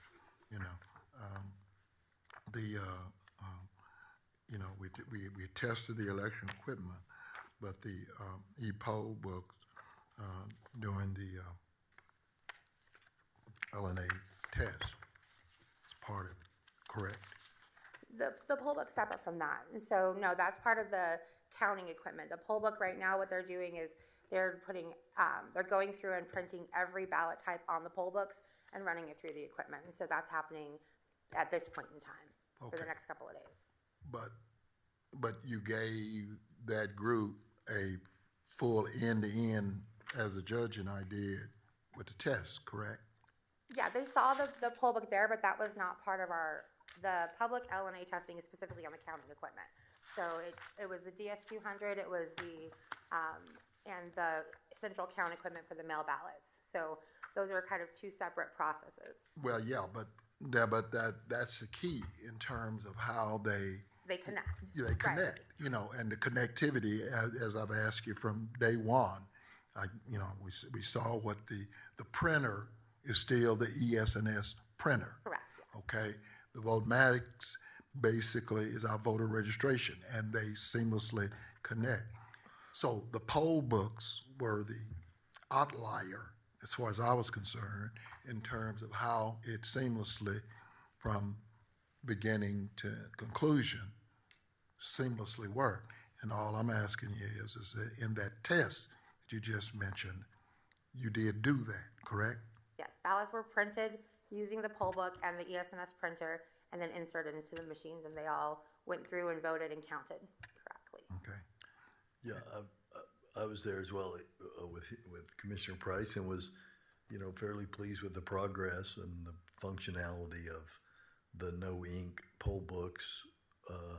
The first time without ES&S, and then the second time when they all worked together, we tried to trip it up but couldn't. So it's good. But okay, I just want to be real clear. We did do the e-poll books on the test, correct? Yes. Poll books were used to process voters and print ballot types, which were then put into the voting machine and voted, and then put into the DS200s to be counted. And tested under duress. More people pushing a button several times. Several button pushes, yes, because I know that was obviously one of the issues we had in the previous election. So we've learned some lessons and some extra kind of quality control pieces that we've implemented into the procedure as well. So, it's kind of how humans use equipment. And so we brought in people who maybe weren't as familiar with it and allowed them to do the process. And so it's kind of that, more hands-on and less kind of I've done this a million times so I know what I'm doing idea. In addition to that, we've updated some of our procedures to kind of have some of those checks and balances in there at the vote center. And so when the ballot does print, there's a step included in there now where they're verifying what's on the paper ballot against what's on the screen, and showing the voter's ballot type before they hand it off to the voter as well. Yeah. Well, there's no. Do you remember we talked about the equipment, and I had that concern. The biggest portion, we can talk about equipment all we want to. One of the things that even in the previous election, the blame was on the fact that the poll worker was apparently pressing it too many times, too fast, too rapid succession, and it did not get a chance to perform. Right, that's with ES&S, just to be super clear. But I understand that's been corrected, right? Well, Where yeah. you cannot do the repeated hitting. Yeah, Yeah, but in this election, some of us were concerned, and we told you at that time about the training. I know you just talked about the training. The training is just an imperative. It's critical. We can get all the new equipment you want to. I mean, it's like a motor grader, but hell, if they don't know how to, to use it, it doesn't matter. Are we incorporating the training, and when does the training begin? Yeah, so everything's incorporated in the training in terms of, setup, troubleshooting, kind of tips and best practices, as well as each of the individual processes that you go through. And one thing that's a little different than it was before is they're actually physically walking through every exception so they can see every screen and push the buttons as they go through the training process, rather than just kind of visually seeing a sample of it on the PowerPoint. So we've taken the time to make sure that each one is going to be walked through with the poll worker on their own tablet doing the process. Training begins next week for early voting, and then the following week we begin election day training. Can I ask that, since you guys are closest, Dr. Daniel or Commissioner Summerman, or for some reason people don't want to, I will, but go over, and if you would be the clerk and show people. Just going to ask that. Okay, show people the machine. Yep. And I'd ask our friends in the media, when they're doing that, don't film the commissioner's home address, all right, if it pops up. They don't pop up. No, they don't pop up. You or me? And that was one of the things that we made sure that the system did not respond. Everybody's except mine, hell, it didn't make no difference. But I guess I'm still a little concerned about the training. I'm real concerned about that training, and so. Well, we can go check how that is after they finish training the trainer. Right. I mean, I was thinking exactly like Dr. Daniel said, that's the next step. Let's go through the training. I think all of us have been very involved, and thank you, Ms. Cuba, and to Mr. Garcia for allowing all of us for hours to ask questions. But also, once the trainer is trained, we can probably go to training as well. Absolutely. And then after that, I mean, how many more workers do you need right now? I know my office has been very active, and I want to thank Ms. Flores for all this in trying to recruit, diverse group of people with speaking several languages as well, to be sure that they all get trained as well. So where are you on that? So as far as the judges and alternate judges for early voting and election day, we are tentatively fully staffed unless somebody drops out. But at that point, then we have clerks that come in. And so most of the time, the judges recruit their clerks, and they kind of are the starting point for that. But we keep a pool of standby clerks as well. And I think we've got maybe a couple hundred sitting there right now, tentatively ready to go if the judges don't recruit their clerks themselves. And so recruitment's going very well. Our early voting, most everybody's already signed up and scheduled for their training classes. And so we know that's happening next week, and they're ready for that. And so, we recognize this is quite the change, right? I mean, going to new equipment is definitely a big step. And so in our training and in our recruitment and in just our communication with the poll workers, we're really taking that into consideration and trying to go very, step by step, and not assume that something is already known, because it's all learning. So even with our own staff, we kind of are using them as the guinea pigs, right? They've not done the equipment yet, so we're sitting with them and walking through and learning what questions people have, what might, be a little confusing. So we make sure that we really point in on those and give a lot of checklists, a lot of screenshot with our procedures so they can see things more easily. So it's not just words, but they have the visual of what the screen looks like and what they're supposed to be selecting, et cetera. And one thing about the product itself is the knowing product gives a lot of opportunity to put instructions on the screen directly, and that's customizable. So we've been able to go in and write in instructions on certain screens so the poll worker can look right at the screen and see what to do, as well as it's very much more guided. And so, they only have certain options of which button to push. It's not necessarily a free-for-all decision-making as much as it's more of a guided decision-making process. So I had a couple of questions and a comment. First, let me go to the comment. When I tested the equipment, one of the things that I noticed was its intuitive nature. That is to say, it's real easy to understand it. This is demonstrated by, Boomer here, trying to work IT stuff. And I was able to just maneuver through this without any problems, understanding everything that was going on. There are a number of people in my district who are always concerned about having paper as opposed to computers involved in voting system. Is there a paper ballot here? Yes, yeah, all of our ballots are paper ballots. Right. So in other words, if I vote and I go through a computer, it prints what I voted for, true? Yes, through the voting machine it does. Right. And I can look at this piece of paper that has been printed and verify that those are my votes, correct? Yeah. And then later, if someone challenges it, they can say, does the paper equal what the computer read in terms of counts, true? Yes, at a total level, not as that specific voter, Right. because that ballot Right. is separated from the voter. Right. In other words, I can count that this box had 150 votes for John Hammenschlager, and John Hammenschlager got 150 votes according to the paper and the computer, right? Yes, Okay. that's part of So- our reconciliation that we do. Yeah. Thank you very much. Well, I'm Appreciate still concerned about, and I did bring this up at the time. NOAA Inc. is basically saying that because they can do a remote correction, should they have issues, that they did not see the kind of, I'm calling it delegation, appropriated for being able to service the equipment. Doing ES&S and even 10X, we had a poll worker at the location, correct? At our office, you mean, or at? at the vote? No, at the locations. We did not have an ESS person at the vote center since I've been here. I'm not sure previously, to be honest with you. I'll pull that for you. Yeah. We did.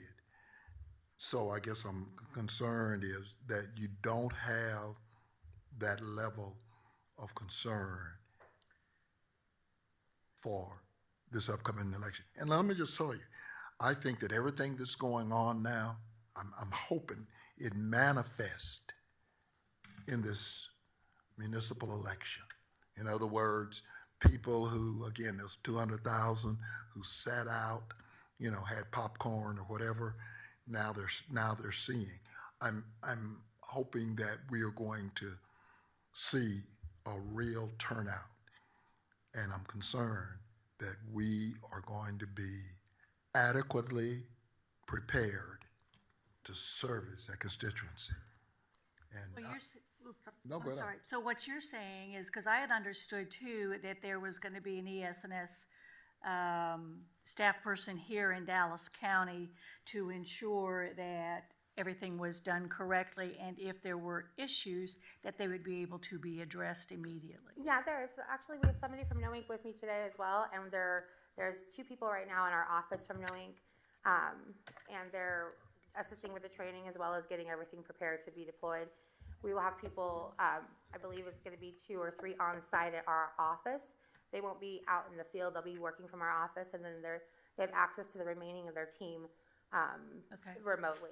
But okay, thank you. Yeah. So basically, again, you just got a few people, in the headquarters and in the field, and I know all you got to do is pull the machine out and totally replace, the machine. I'm still concerned about equipment, people at each location. You had that on the ES&S and you had it on a 10X. And curbside as well, right, Ms. Cuba? Yep, these are capable. I mean, you can pull it right out and go out to curbside just like this. And so the poll pads are available for curbside voting. As far as the technical support in the field, I guess we currently have our staff members who are in charge of like the poll books and the voting equipment, and they have a team of part-time and temporary employees that work with them they've been here for almost a month already during the bringing in of the poll books and doing the acceptance testing and doing all the preparations. And so that team will be here through the duration of the election. And so they've They're having hands-on training right now with the vendor on how to set up, how to troubleshoot, how to make sure everything's working. And so they will be transitioning to some of our field support during early voting election. What does that team look like in terms of numbers?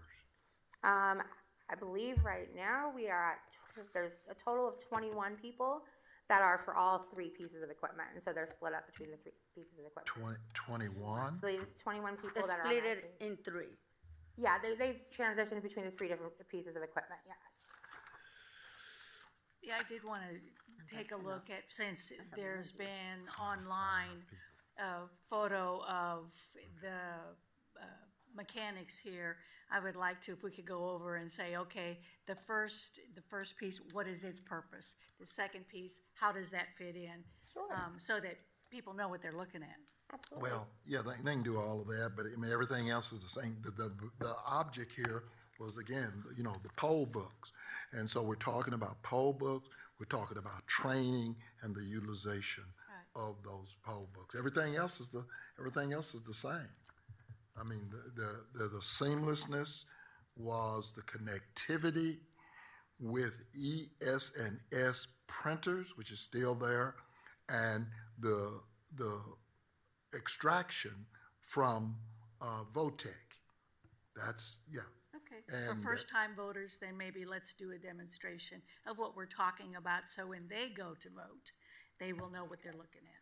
Okay, who wants to be the guinea Well, pig? let me just, one thing that is different now, right?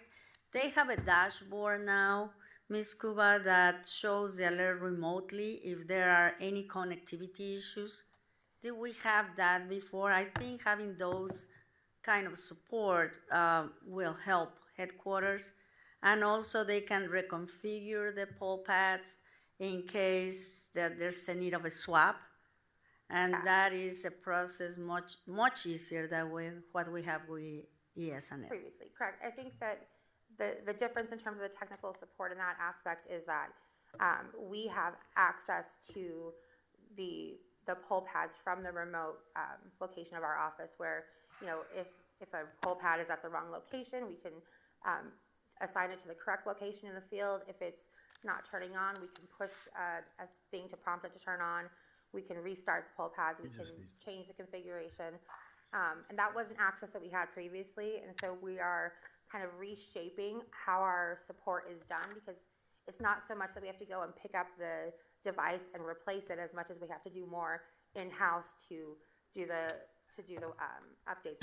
Yeah, but I'm not worried about in-house. I'm worried about out in the field. I mean, because as I said, that will help in the field, Commissioner, because, I mean, they can do remotely, which in the I past we couldn't. I keep hearing that, but 21 individuals. And how many locations do you have on early voting? Early voting, there's 61 locations. Beg your pardon? 61 locations for early voting? 61.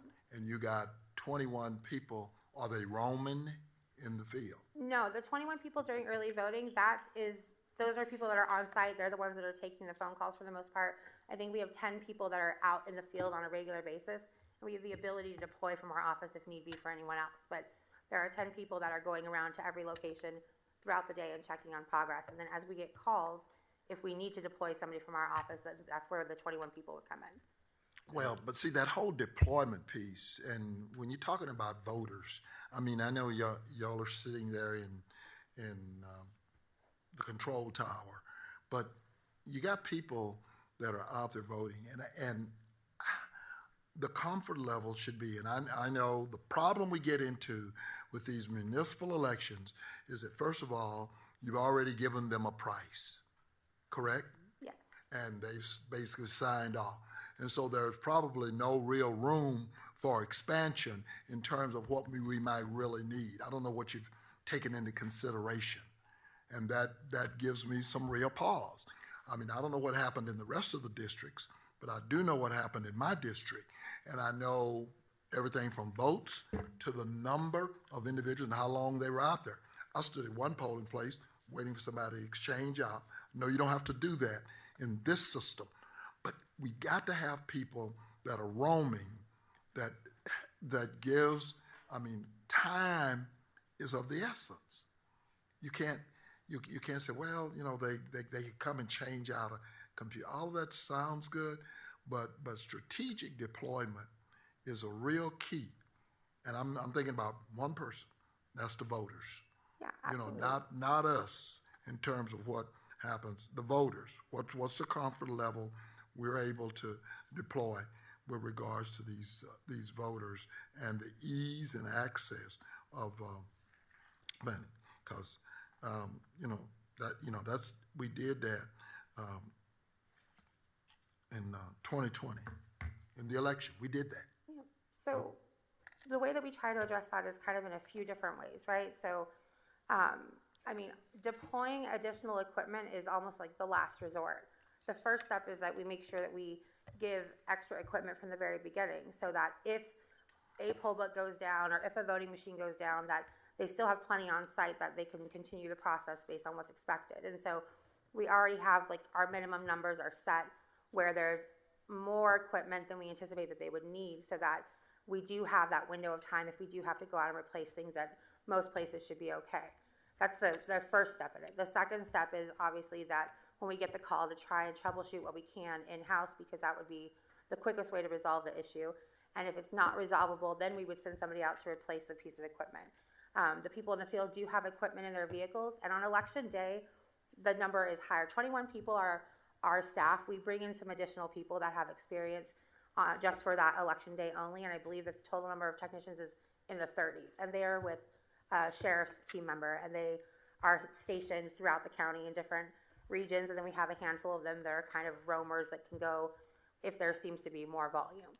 So that's kind of the model that's set up for the deployment. Well, but I just don't understand why we deferred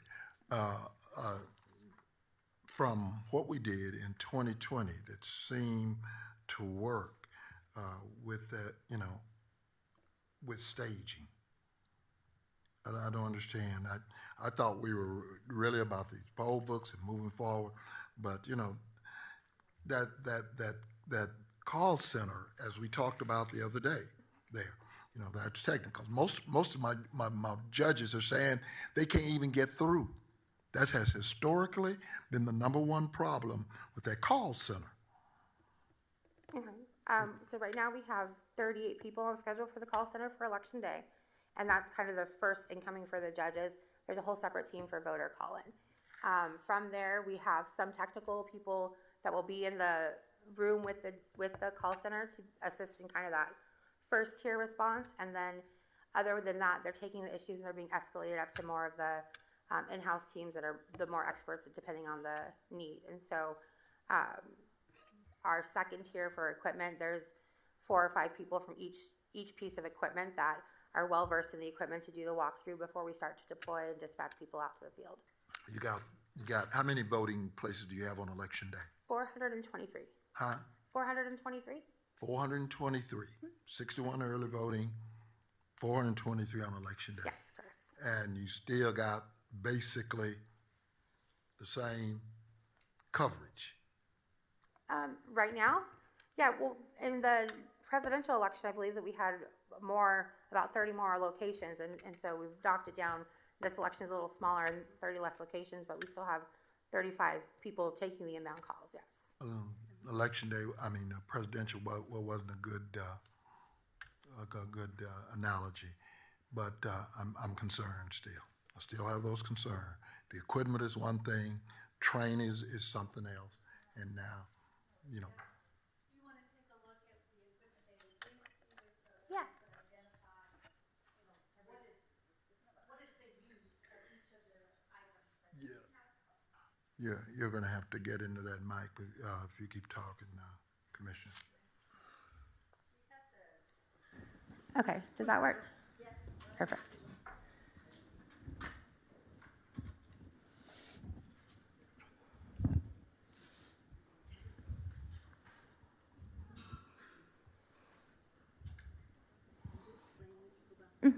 Yeah, what's this machine right here? Okay. So this first piece of equipment right here is the poll pad. It's the knowing poll book, and so this is where voters will check in. This is going to be at every check-in station. When a voter comes up, a poll worker will ask for their ID, and I think we'll go through a sample in just a second after I go through each piece of equipment.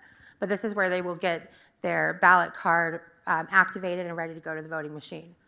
The next piece of equipment over here is the voting machine. And so these will be set up at the locations, and it is where they will cast their votes. And so from here, the ballot card comes out with a code on it that says this is the ballot type that voter is supposed to have. They stick it into this machine here, and on the screen will pop up the contest that voter is eligible to vote on.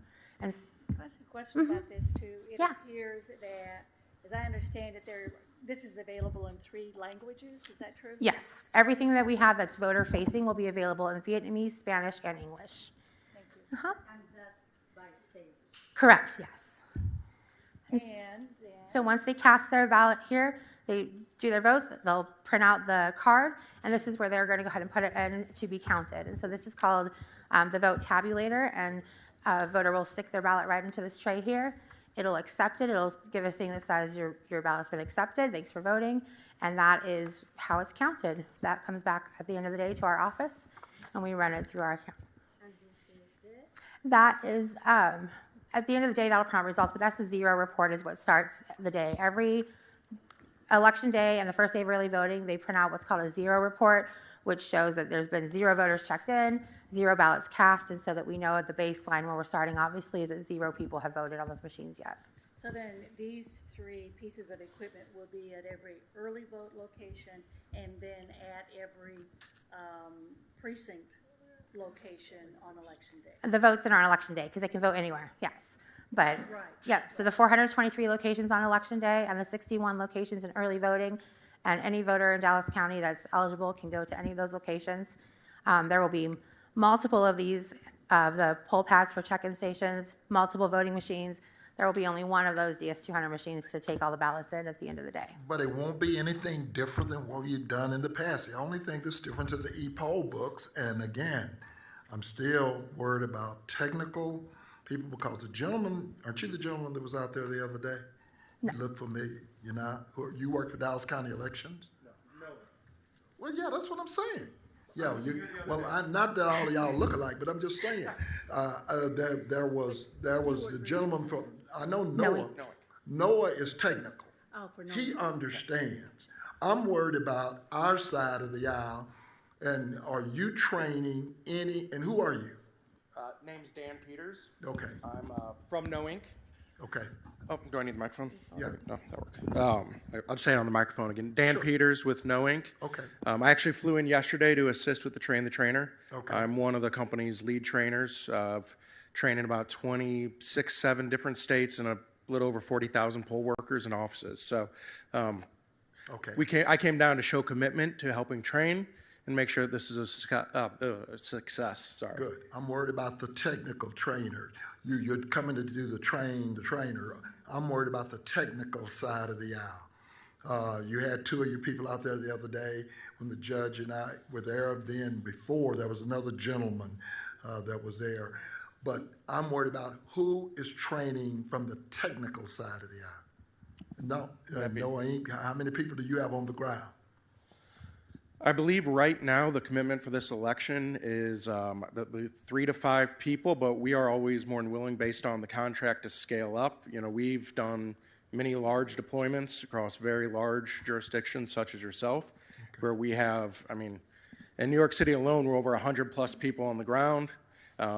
Essex, which is Newark, New Jersey, for the presidential, we had 80 people on the ground. We have no problem scaling up to meet your needs as long as it's part of it. I wanted it to be on public record too, that all of us, all of the commissioners and the county judge have met with No Lincoln and went through all of the mechanics of it. Yeah, I don't worry about I know that. I'm worried about it. Well, because I that's want them to fine, know but that I set it up had so that I could get this on the record. I want to be sure from Noah Inc. that they are training the technical people with regards to this deployment. I understand he knows, he just got through telling you. He does it all over the country. I get that. They got it. I'm worried about our people. Right. So are you training our people on the technical side, not just to operate that machine, from technical, what I'm calling SWAT?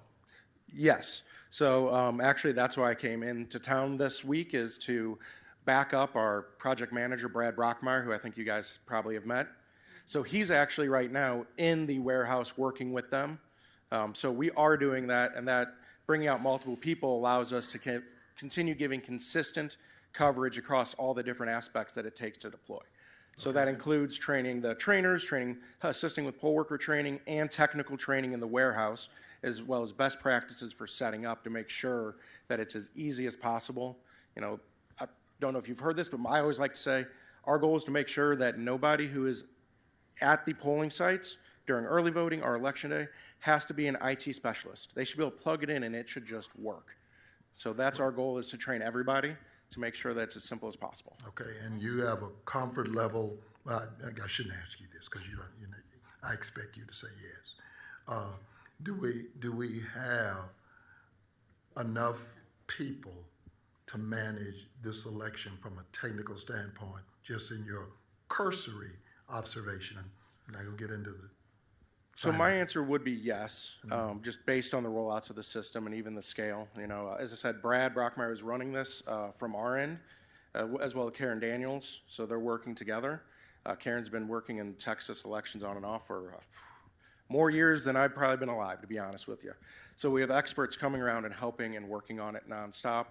And what we have seen, just from my personal experience, is that when this is deployed and deployed correctly, which we're investing time, working on to make sure it is, a lot of the phone calls where you're worried about phone volume, if everything's working as intended, you just don't see the same volume. And the ability to get out and assist with those specific issues, we have enough people to get out and cover that. But as mentioned, if you feel that there's a gap, we're more than willing to work with you on that. And that means that you will keep us apprised through the development as we approach Election Day, and then on Election Day to keep us informed of what is going on. You want to answer that? Yeah, we will be here and give updates as needed, and definitely invite everyone to come to training and see what that looks like. Yeah. And our acceptance testing that's happening all through the next couple of weeks at the warehouse as well for all the equipment coming in. Because we are the ones that get the phone calls. Yeah, absolutely. Can you show us the pieces of equipment here and what they do? Yes. So, And thank you. okay, so this is the check-in station. I'm going to actually turn this way a little bit. So if I were the poll worker here and a voter came up, did you want to use, I have my ID here, I'm in the system if you want to do that. All right. So the first thing that the poll worker would do is obviously ask the voter for their ID, confirm that this is the correct person, right? And then the ID will be put, oh, I don't have the scanning thing. There's a tray that goes back here. The ID will be set in, and it will scan the ID. And this is a wait time thing that came up. When it scans the ID, if it comes up with an exact match of the voter, then that voter's information is going to come up automatically. And so this was my ID used, and so it came up with my name and my date of birth and my address. As a poll worker, I would confirm with the voter, you still live on Graham Avenue, and the voter would tell us, yes, that's correct. So I would accept this voter because we know that they've given us a driver's license, which was a valid ID, and it brought up the exact match of the voter. At that point, this will flip over towards the voter, and the voter will then sign the screen, verify their information, and sign. Once they sign, they'll click this Done Signing button right here, and the screen will flip back towards the poll worker. The poll worker can then verify the voter's information is still correct. The voter did sign in this box over here on the right-hand side, so they know the signature was captured. And then they will initial and put a ballot card into the printer. Give me just a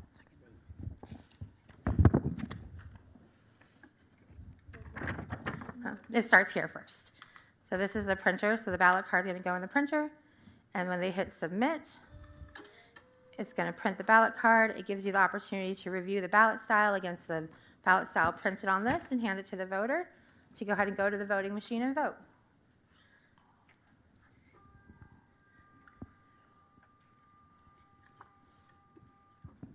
And so this is a voting machine that all of the voters that have voted before would be familiar with. It's going to bring up whatever ballot the voter is eligible for. It's going to give you an option to select a language. Some instructions, then you can vote the ballot. Obviously, we would not be standing around a voter while they were doing this.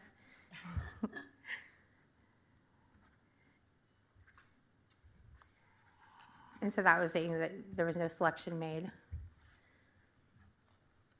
Yeah. Once the voter is done voting, it's going to go ahead and print out their ballot.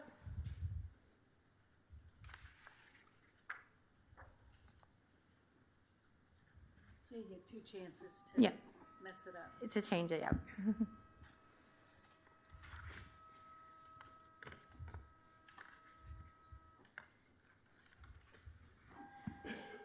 And then once it prints, Commissioner Summerman, as you had stated, if you look right there, you can also see on the printed ballot who you voted for. And then you would be directed to the vote tabulator over here, which is where you'll actually cast your ballot. And so you'd go ahead and stick it right in the top right there.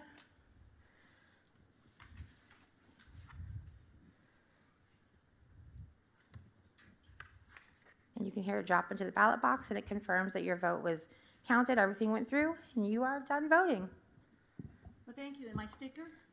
I didn't bring stickers, but you will get a sticker. It's amazing the number of people say, where's my sticker? Agreed. I know it seems. No, we've got them for sure. Trying, Questions? damn it. So you're best I ready to can. go, right? Okay. Yeah. That's it. You know, as I said, we spent a lot of time. I just want to make sure from NOAA Inc. that, this equipment in terms of the voter being able to handle it is going to be, because most of our poll workers are older, okay? And so it's not going to add any more weight, but I think, Judge, and I picked it up, we looked at the whole box at being about 20 pounds. It was we were told 9. Yeah, that's the what you machine pulled was out. 17, but the box probably weighs another 5 pounds or so, right? That's what I said, 20 pounds. But on the other hand, they also have, wheels. So they're They're up, easy. on the other hand, they what? Wheels. So No, not wheels. these, no wheels on these. No wheels, no. But this is about 4 pounds lighter than Than the the other former one? equipment that Right. failed. I got it. I'm just putting it in perspective. Okay. So I just want to say, first of all, thank you to elections for going the extra mile of the way. We, like I said, I know at least the judge and I came back and made sure you went through a full deal. But NOAA Inc., as far as I'm concerned, we're holding you responsible for the training and all of the technical. Any problems fall at your feet. I don't care what you've been doing around the country. I'm worried about what you do in Dallas County. And this is just, as I said, I don't know about this election. I got a feeling. I'm hoping we have a robust turnout, but I want them to have a comfort. This is not going to be an issue for us. And I don't know if we've been doing the appropriate planning in terms of deployment, but we'll see. So any other comments from NOAA Inc. with regards to this election? Not at this time, but I appreciate and I understand the sentiment. So again, we are dedicating a lot of our top people from the company to come out and make sure that this is a success. Excellent. And please keep us informed, because if there are issues, we want to know just as quickly as possible in order to work on the solution to them. Thank you very much. And I had one more thing. On April 2nd, we actually are having a public event where people can come in and basically do public testing of our equipment as well. And so I know they're going to put out a press release shortly. And so just if the public does want to come and sample the equipment and go through that process, it'll be on April 2nd at our office. And so I know it's not. I know it's not your fault that we got you in the dooms, but most people, at least in my district, that's quite a stretch to talk about coming way out there to talk about demonstration. And if you're going to do that, you open that door, as they say in court. If you're going to do that, then I'm going to say that you need to do a deployment in the southern sector somewhere, and if you need assistance between now and April 2nd, we'll do that. But you can't do it, and so everybody won't think I'm just being petty, you're way the hell out on Regal Road. You're almost in Oklahoma, okay? You know, Dallas County is 955 square miles. It's a good 30-something miles from my precinct in the southern sector out there. Transportation issue. I think the last time we had an election, you know, we're still talking about DART rerouting to get to the elections department. So if you're going to do that on April 2nd, I expect you to, between now and then, talk about something in the southern sector for deployment and that same announcement. I don't know, have a conversation. We do have our community outreach team, which does go to different areas and do the same thing where they will sample equipment and walk through that with voters. And so Well, I'm sure that's an option. This is specific that basically how we did our public test of the logic and accuracy. This is one that's more open so voters can come in and vote on the ballots and see that they're counting properly, et cetera. So Same thing. I got it. have the counting equipment off-site though, because that's on-site only. That's our central count area. So they can cast a ballot, but we're not gonna go through the process of the final tallying of the count and that if it's off-site. But we can do that. Okay, so what you're saying, Ms. Cuba, is that any of the commissioners want to have one place where they can do the demonstration that you're gonna have on the 2nd, you know, the elections department can do that. The second, without the tallying, yes, Perfect. we can do that. Thank you very much, Ms. Yep, Cuba. and just reach out to our communications team and we'll get those scheduled. Sounds good. Okay. Thank you very much. I Thank think you. that completed. Thank you. Yeah, thank you. Okay, like I said, Judge? I put on the record that you know, I still have some concerns, but we'll see. Well, we all have some Yeah, concerns. well, I understand, But I you know, think- it's okay when you're not on the ballot. Yeah. I mean, and I'm not on the ballot, but I've got people that are on the No, ballot. so I- Commissioner, every election is very important. We have to be sure it's the best we can deliver. With that being said, I think that this time, because of the short term, that has us all very concerned, but having everyone explain it and doing this, give us all a certain confident, level of confident. I got it. confidence, yeah. I got it. Thank you. Well, we Okay. move on, Commissioner. Okay, second, by the way, is the bus line being worked on for this election as well? I haven't called yet, but I will be doing that pretty shortly. Okay, okay. The next is the judicial performance. Thank you, Elections and No Ink, for the presentation.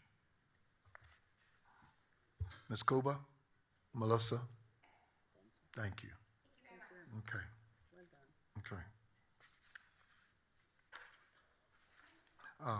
With regards to judicial performance at Frank Crowley, it's about the same. Did I see Ms. Randolph here? I didn't see her. Okay, okay. The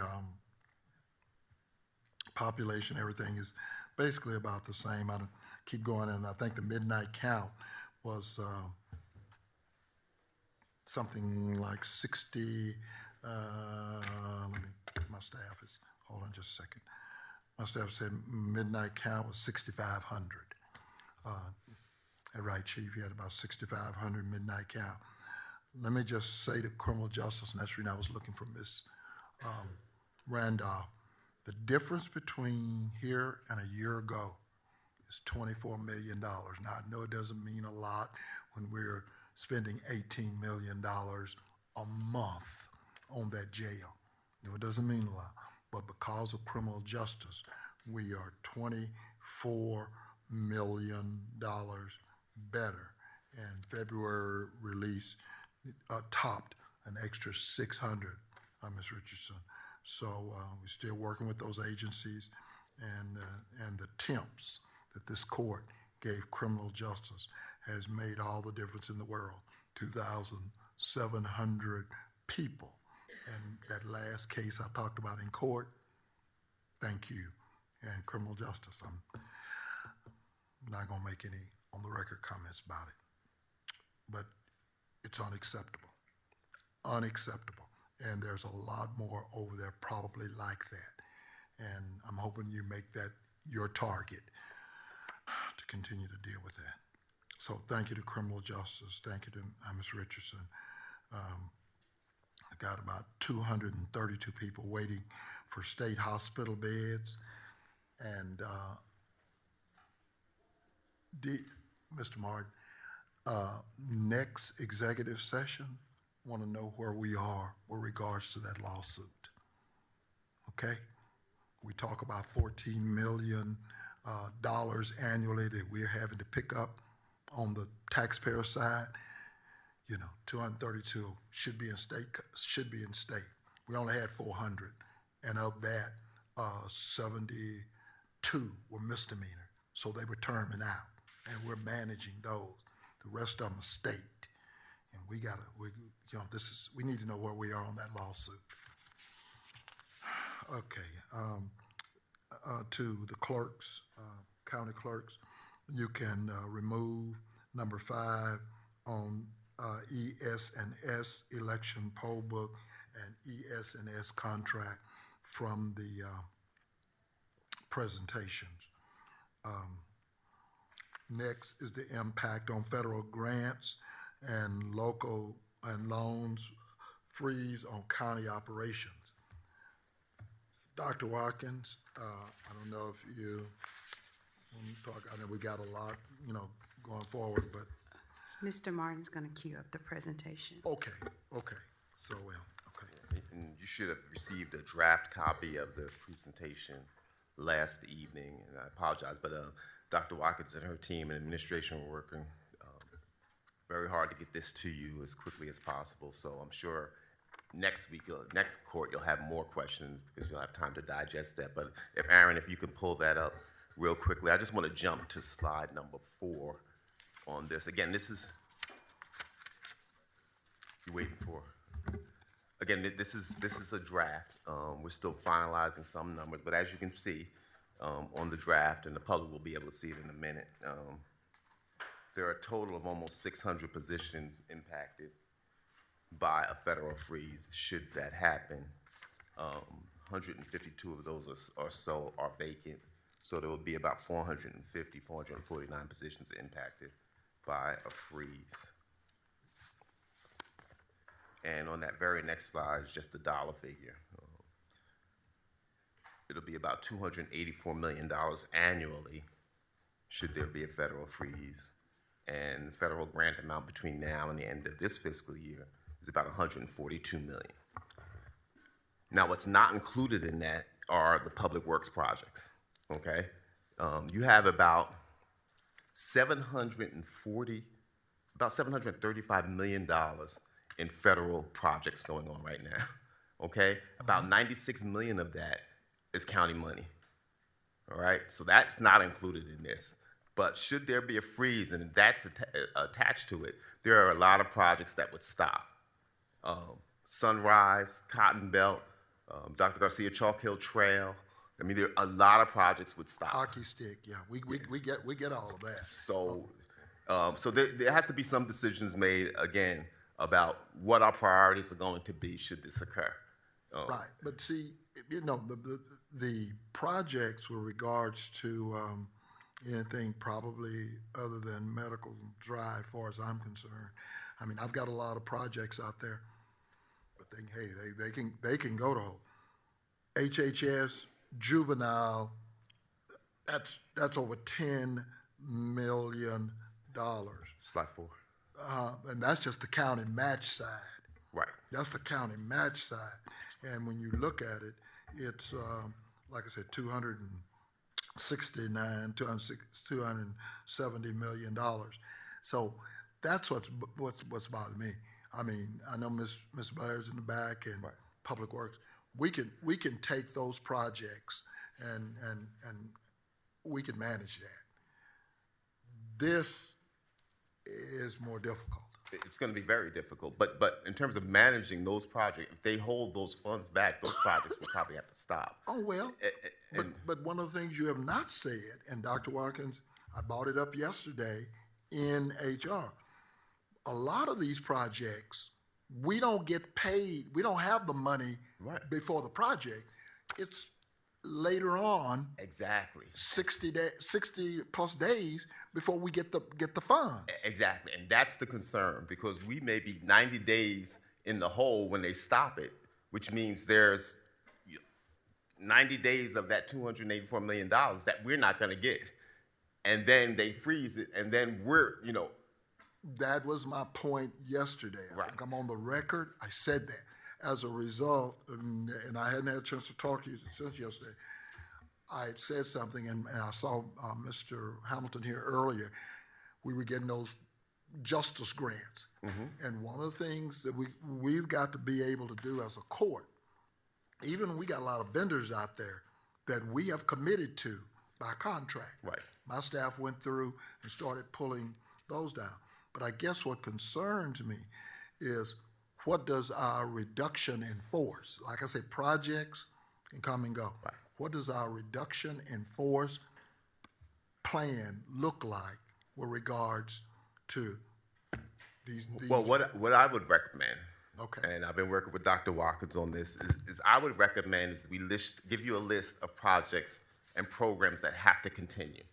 And there are very few of them, but these are critical, I think, to either public health or public safety. And I talked about this a little bit before, the immunization clinics. I don't see us stopping those. There's no way we should stop those. TB, maybe STI and STD. Some of those have to continue just for public health. Fortunately, I think we've done a good job of not having a lot of federal grants in our public safety. We don't. I mean, Sheriff's got one program, I believe, which is the Courtesy Patrol. It's a good program, necessary program, but it's a program that we probably will have to stop. And I want to caution people, the programs that we perform, by and large, are very important programs. And I don't want to say anything in a public forum that would indicate to people that one program is less important than another program. But it's priority, Judge. I mean, we're here. The reason that my staff... But this is not the place to go through those. Well, I don't have to want to go through them, but when I see us continuously accepting grants, and then there's one grant I won't go through that's basically over 60 days that's gone. Are you aware of that? I'm aware of that. Okay. I'm aware of that. Okay. Matter of fact, we've been having conversations with the department about that. So. Okay. I hadn't had a chance to talk to you about it. But I've heard that the funding was restored, and I did see that they're given 48 hours to restore those funds. So I just haven't verified that with the department head yet. So. Yeah, but they haven't been restored. Yeah. Well, as of this past weekend, because I was calling my congressperson to try to find out. Right. Let me ask you about that real quick. And Commissioner Price's concern about what I would call accounts receivable is very disconcerting, that we have a bill out there, it's not paid for 60, 90 days, we're stuck with it. Right. Even though the feds were supposed to pay it, they didn't. And so as a result, the taxpayers of Dallas County are going to be stuck with the bill when they were promised it from the feds instead. Is there a way to shorten the time for the accounts receivable? Well, there is in terms of your decision making. I think most of the, and correct me if I'm wrong, Mr. Hicks, Dr. Watkins, but most of the grants are all reimbursable. So we are usually waiting anywhere from 60 to 90 days before we even get reimbursement for some of these grants. Is there a way to shorten that time? No. See, and that was my point yesterday. That was my point. I heard you. Yeah. Okay. But Dr. Watkins, you were going to say something. Yeah, we would just have to have an internal policy just to make sure you notify you guys. And that was part of that plan, the process of notifying you and then looking at the reduction in force policy and working with Commissioners Court Administration and HR once those programs are identified, because that's why I gave you the funds available by unallocated reserves, because if there are programs that are not meeting that, we'll have to cover those funds. And that was my question and Commissioner Price. Yeah. But thank you, Doctor.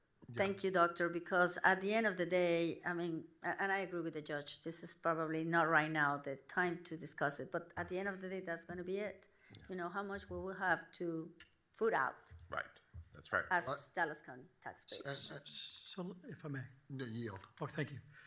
So let me see if I got it right. The federal government, through Congress, has authorized the payment of certain dollars to us to help our community. The president or Elon Musk has made a decision to not do that. And as a result, the taxpayers of Dallas do County what? get stuck with it. Oh, okay. Not to pay it. But we're not Okay, there okay, yet, right? okay. Right. That could be the That possibility. could be the possibility. That's what happened on January 24th. Yep. When OMB said, I want to review grants and put a freeze on all grants. And of course, there were injunctions. I think you got a copy of a couple of those lawsuits which stopped that. So the funds continue to flow. We are seeing in some instances the funds are slowing down. And that's one of the areas is slowing down, and we're at 90 days. I heard it was restored. You said you heard differently, so but I read that funding was restored. It was supposed to be here in 48 hours. Hopefully it is. I haven't talked to the department head yet, but I will as soon as I get a break, and hopefully those funds will restore. And I hope so as well, but I can't go on hope Right. with this administration. And the only thing, and that's what I was just telling the judge, my staff, when we sit down and propose the questions to you, and let me thank you, Dr. Washington, for adequately responding to them.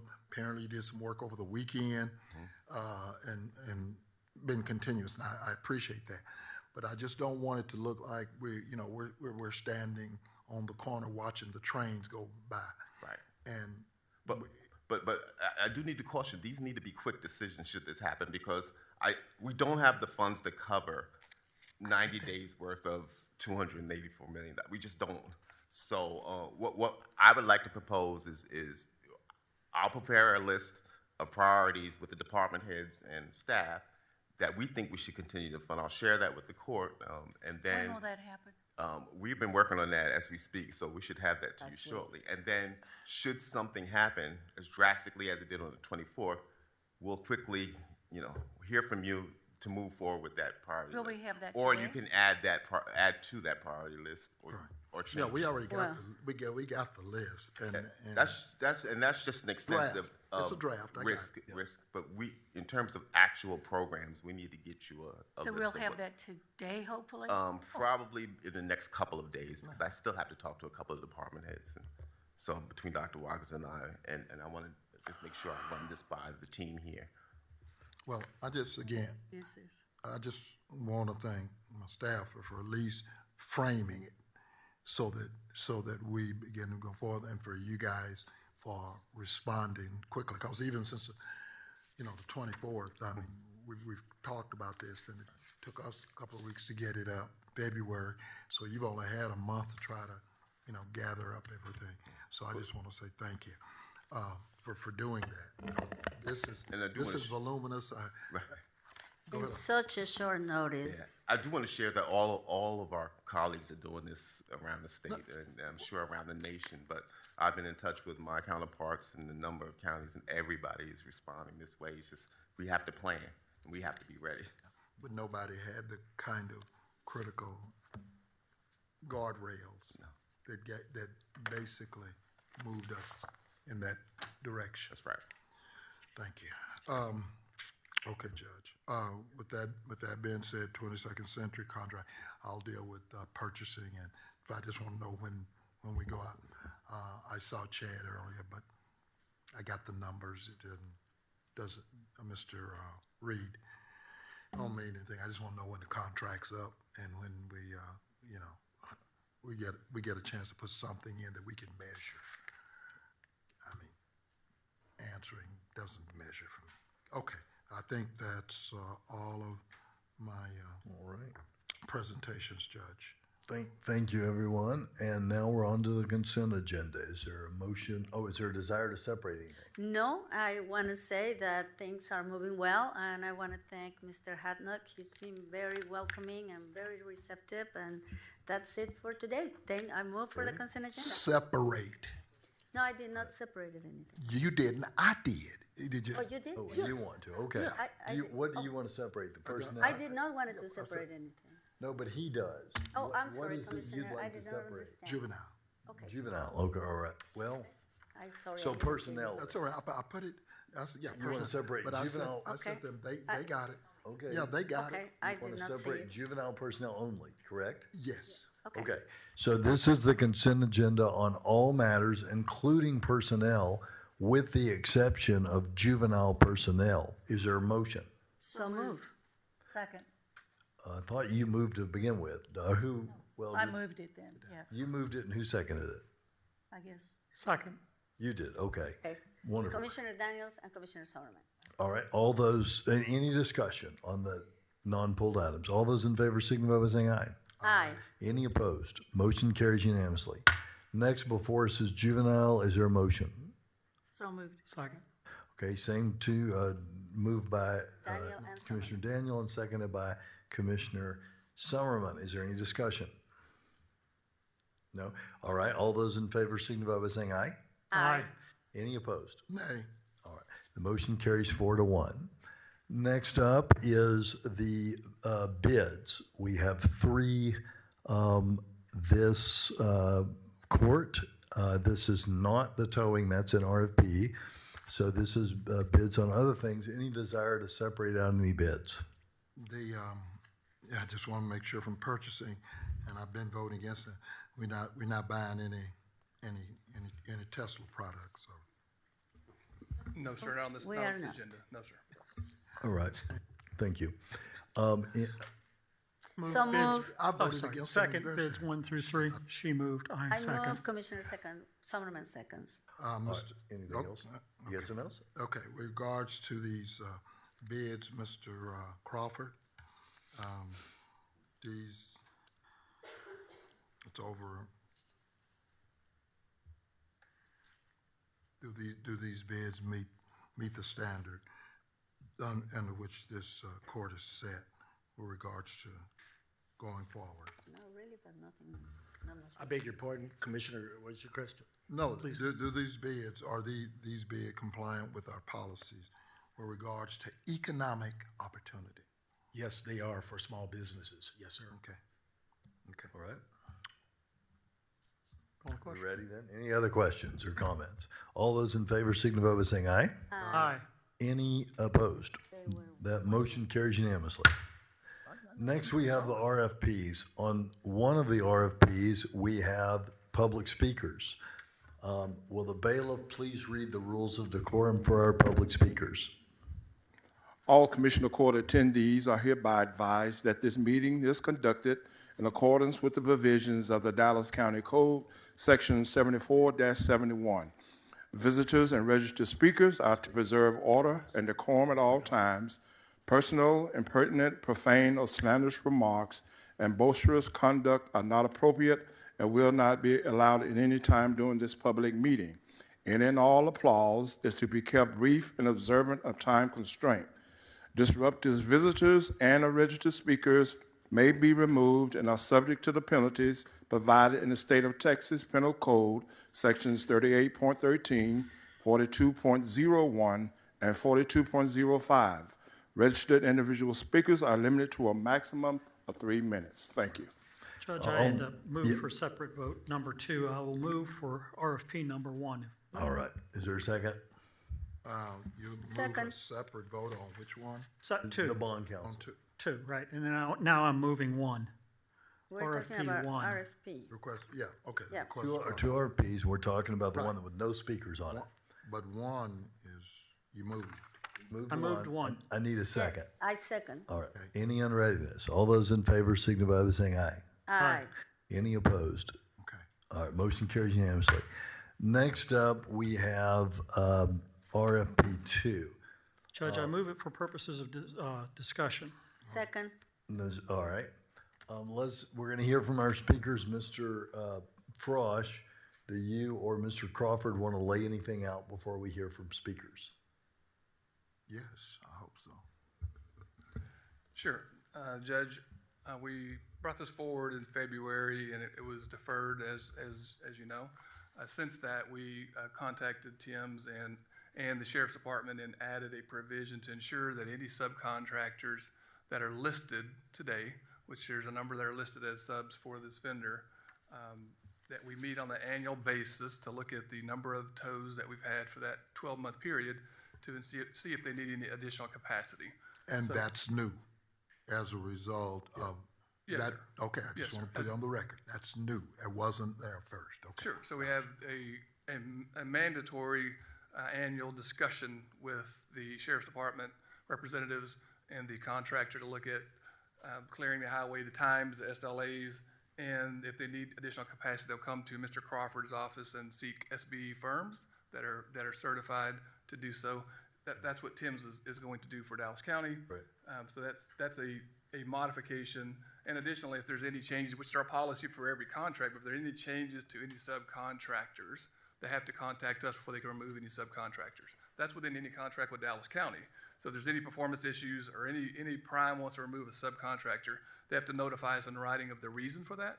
And then we have to review that and approve that before they remove these subcontractors. So the people listed today will be utilized until, or if they have an issue, they would notify Dallas County. And if they're an SBE certified firm, we ask them to do a like for like. So you do an SBE to replace the SBE, and that's the requirements in our contracts today.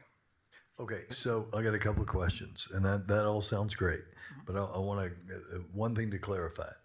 Let's assume, just for the sake of this discussion, that this contract, as now written, is passed and under effect.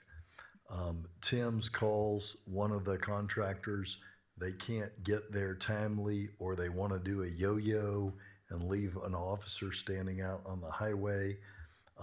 That won't happen, right? They will tell Tim's, my ETA's 45 minutes, and Tim's will go to somebody else on the list. That's the correct? responsibility of Tim's, the contractors, to ensure that they have a responsive subcontractors, and if not, they have a number of subcontractors they reach out to, right? So they have 6 that are currently listed as available for them. They work in 5 quadrants staged across Dallas County, so they'll have the ability to, if a provider could not meet the ETA, they have mechanisms in place to ensure someone responds. Okay. Yes, sir. And the sub will not be able to say, well, I can't get out there on time, but I'll get my friend Joe to do it. No, sir. All right. No, sir. I know the answer. I just want to make it No, sir. clear, because I know people are interested in this. I'll just say, from a personal standpoint, officer and victim safety is the most important thing. We want the vehicles cleared off the roads as soon as possible. We don't want people going out, moving one car, going back out, moving another car. Every minute that our people are out there is a dangerous minute. We lose officers in Texas every year, and for that matter, motorists who become pedestrians every year because of traffic accidents or stalled vehicles. Well, Judge, one of the things I do want to say, I just find it interesting. I couldn't glean it from this contract, and I did meet with the Sheriff's Department and Mr. Frost and Mr. Crawford and all of that. City of Dallas, whether it's an officer, they send a big-ass fire unit, block up half the world, okay? And I get that. We keep talking about safety. And I had never seen this until I was on my way to Wilmer, and one of my fantastic cars broke down and wouldn't move. I went on and did In the middle of the highway? No, I took that joker all the way to the ditch, but then no, we got it off the road. But my point is that I went on, I got picked up, went on and did my appointment, came back, called the service, and I had never seen this. This is a blocker truck to block traffic. Yeah, I'm watching them, so I did not pick up in this. If we're running it, and I'm calling it. I mean, they sent the first wrecker because it wasn't a flatbed, and I said, "Oh no, you can't pull my car that way." He said, "I'm a blocker." Right. And so he blocked the lane, and then later on the other car. Do we have that kind of installation built into this contract? So let's ask that. Let me ask you that. Who would I ask? I believe Chief Spencer's here, and he Chief probably Spencer, okay. And I'll tell you, this is a program that RTC is doing some funding on for, like sheriff's traffic and other things, because when you look at the cost of that fire truck and those, and also the resource allocation, if it's needed somewhere else, very expensive. Blocker truck, of course, everything costs money, but blocker truck's not nearly as expensive as a fire truck. But that's the reason I'm asking, Judge. Spencer, Chief maybe? Spencer? Yeah, maybe. Is that included? And it only came up because, like I said, since we met, I saw that occur, but I always see the fire trucks. But apparently this record service that I'm a member did that, and I'd never seen it before. Do we have that kind of built in here? No, sir, we do not. Okay, so we probably need to look at that.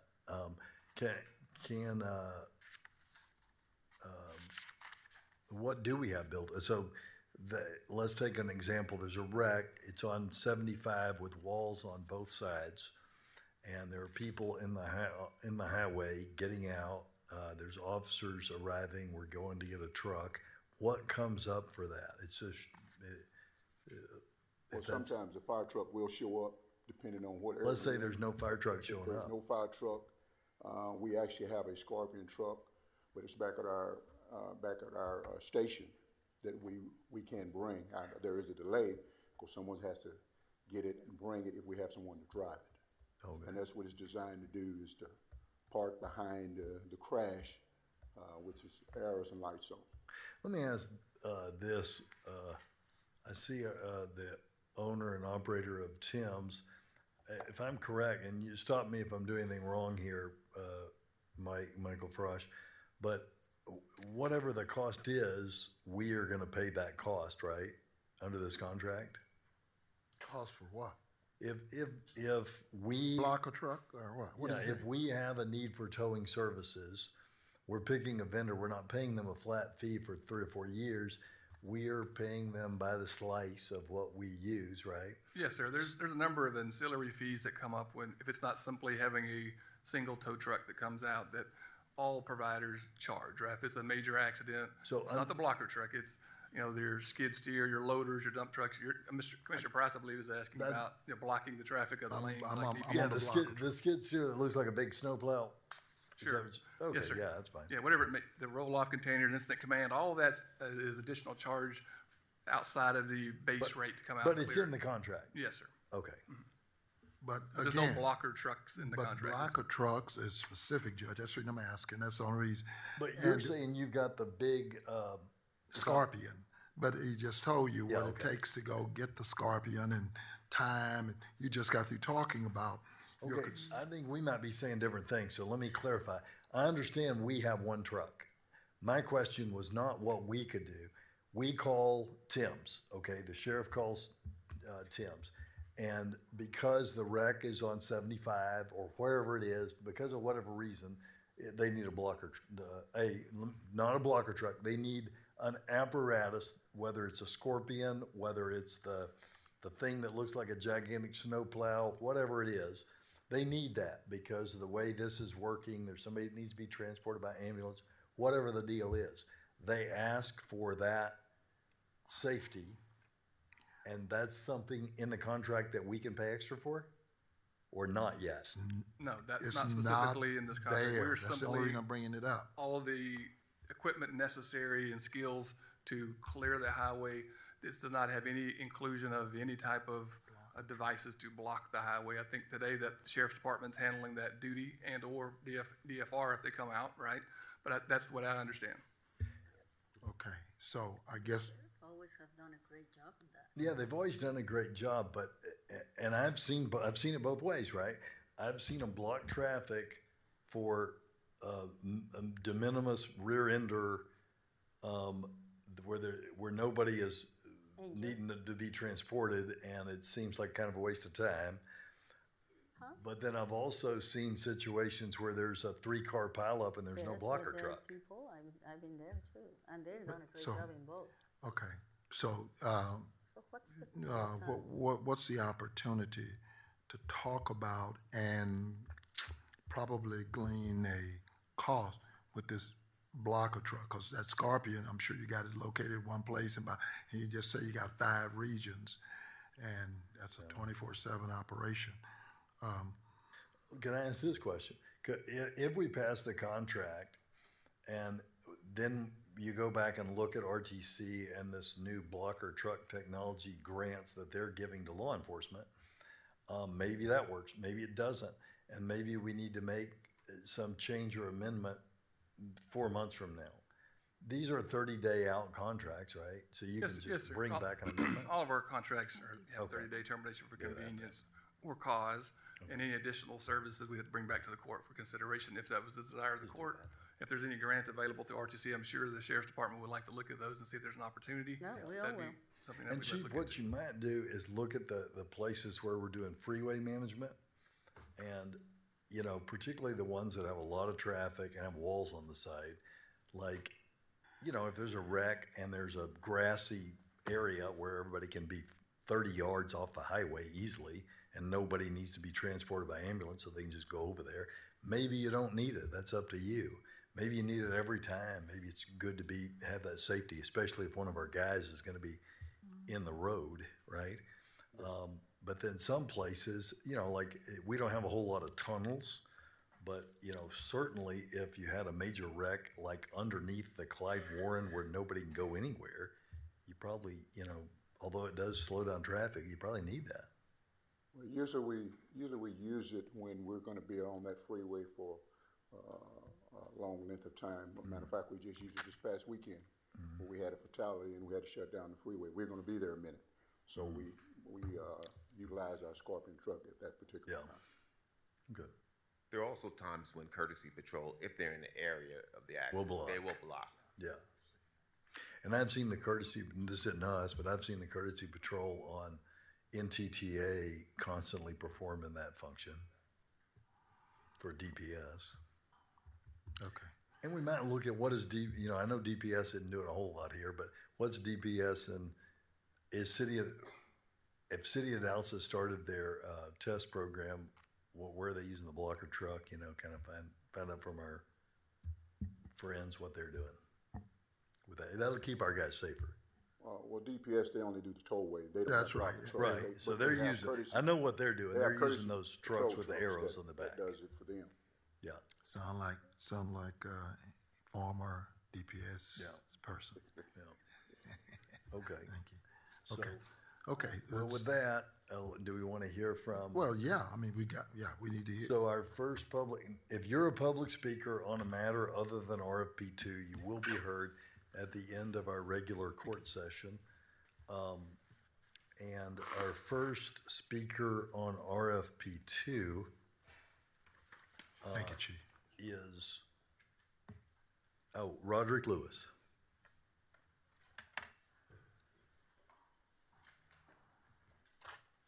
And Mr. Lewis, please just state your name and address for the record, and then you'll speak. And when you get there's a time thing up there. When you get to the end of it, just go ahead and finish your sentence. And if somebody interrupts you to ask you a question, then your time will stop. The difference just so people understand how this works with our public speakers on an item that's on our agenda may be asked a question by a member of the court to help inform them on their vote. If you want to come speak about an item that's not on this agenda, then we can't have the back and forth. So if you have a back and forth, just know that your 3 minutes will be stopped for you to answer their questions. All right, and that includes everybody on this item. You ready? Go ahead. Yes, sir. Anytime you're ready. My name is Roderick Lewis. My address is 2015 McDaniel Drive, Dallas, Texas, 75212. Yes, sir. I own a company called Cars, which has been a staple in the community for 26 plus years now in the DFW Metroplex. I am one of, if not the longest standing, independently owned minority towing businesses in Dallas County. I was on the emergency record service rotation with the city of Dallas for 17 years. There is a meticulous and vetting process of the companies that service the city. My company continues today to be qualified to service the city, but somehow never has been chosen to serve the Dallas County. This is the same city that is the heartbeat and the largest part of Dallas County. It is my understanding that the RFP is being awarded to a company who's essentially acting as a broker on behalf of the county. Yet they will be doing, that same company will be doing the vetting process, the hiring, the maintenance, and the safe practices for Dallas County towing services. Well, if I pose a question only to you, not looking for an answer, If I applied and listed myself as a manager and only employee, would the county be willing to award me a multi-million-dollar contract that's supposed to service all of Dallas County? As Commissioner stated earlier, that the city of Dallas is 955 square miles. Would you be willing to award me and all of Dallas County to contract, a multi-million-dollar contract, let's not miss that, to service the whole thing by myself? When the city of Dallas, which is a smaller entity within Dallas County, goes through a serious vetting process to make sure that they're not missing anything and they're not getting overcharged, it would behoove the county to adopt a vetting process similar to that, or at least equal to that of the city of Dallas, seeing as where the qualifications and requirements are not based on a, homeboy network. In this day and age, as well as the proceedings, the county is opening itself to exposure, to be extremely overcharged and poorly represented. I yield my time. Thank you, sir. All right, our next speaker is Deanna Tiffany.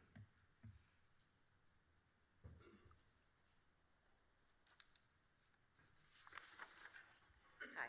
Yeah, same thing. I'm Deanna Tiffany. I work for JNS Towing at 1315 North Main Street in Duncanville, Texas, 75116. I have been there for 15 years. For the first 13 years, JNS was actually a part of Tim's. And in October of 22, we were bought out by HBL Towing. And we scheduled a meeting with Steve Smith to let them know that the company had sold. The meeting took place 2 weeks later. For those 2 weeks, it was horrible. We were afraid we were going to lose our jobs. We didn't know what was going to go on with our drivers, because we knew the minute we told Steve Smith that HBL bought us out, we were going to be kicked off the program, a program that Joe and Shannon started, that I had run for years. I worked very closely with Steve and Rick, and I never had a problem with them until someone else started signing my paycheck. And I think that's extremely unfair. And it does a disservice to the officers out on the street. I yield my time. Thank you, ma'am. All right, our next speaker is Salah Aldik.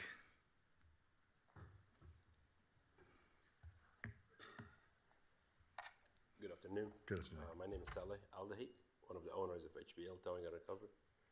And today I'm going to make it really brief. So we all know this contract is going to be, if you guys voted yes on it today, it's going to be awarded to one person again that's going to cover all this area by himself.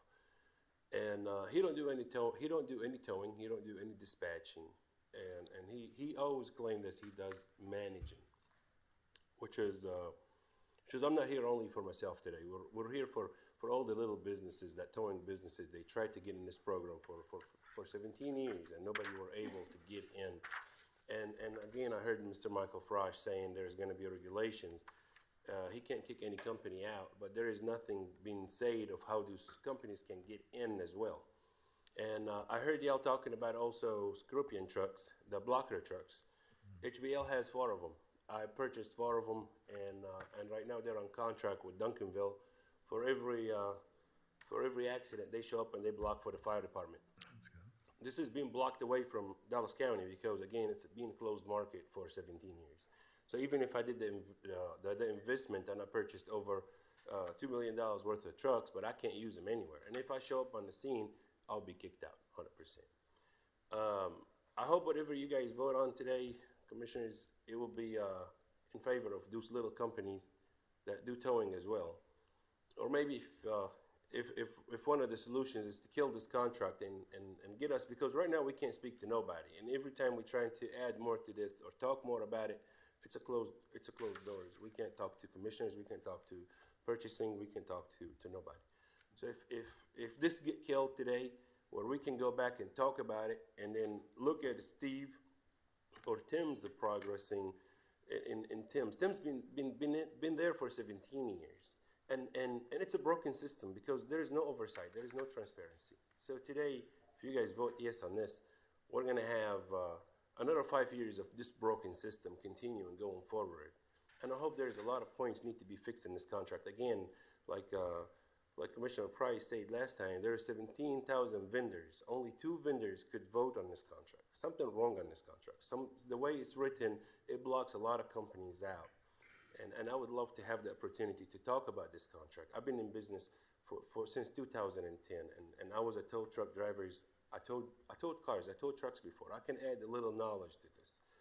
And thank you. Thank you so much. Thank you. All right, our next speaker is Mr. Basha. No, Vayad Basha. Vayad Basha. Nope, okay. Our next speaker He shook his head. Aaron shook his head. That meant he was not online. Yeah. Okay. Next, our last speaker on this matter is Mr. Abi Zafay. Or, I'm sorry, I misspoke your name. Okay. Abi Zafay. Zafai. My name is Abi Zafai, Yes, sir. and I'm the owner of Abi's Record Service. Thank you for you guys giving me the opportunity to speak. Sure, certainly. I've been in business for 25 years, and I've been with the city of Dallas for 22 years, because the city of Dallas needed me to have minimum of 3 years experience and minimum of 4 trucks. So it took me 3 years to get that point.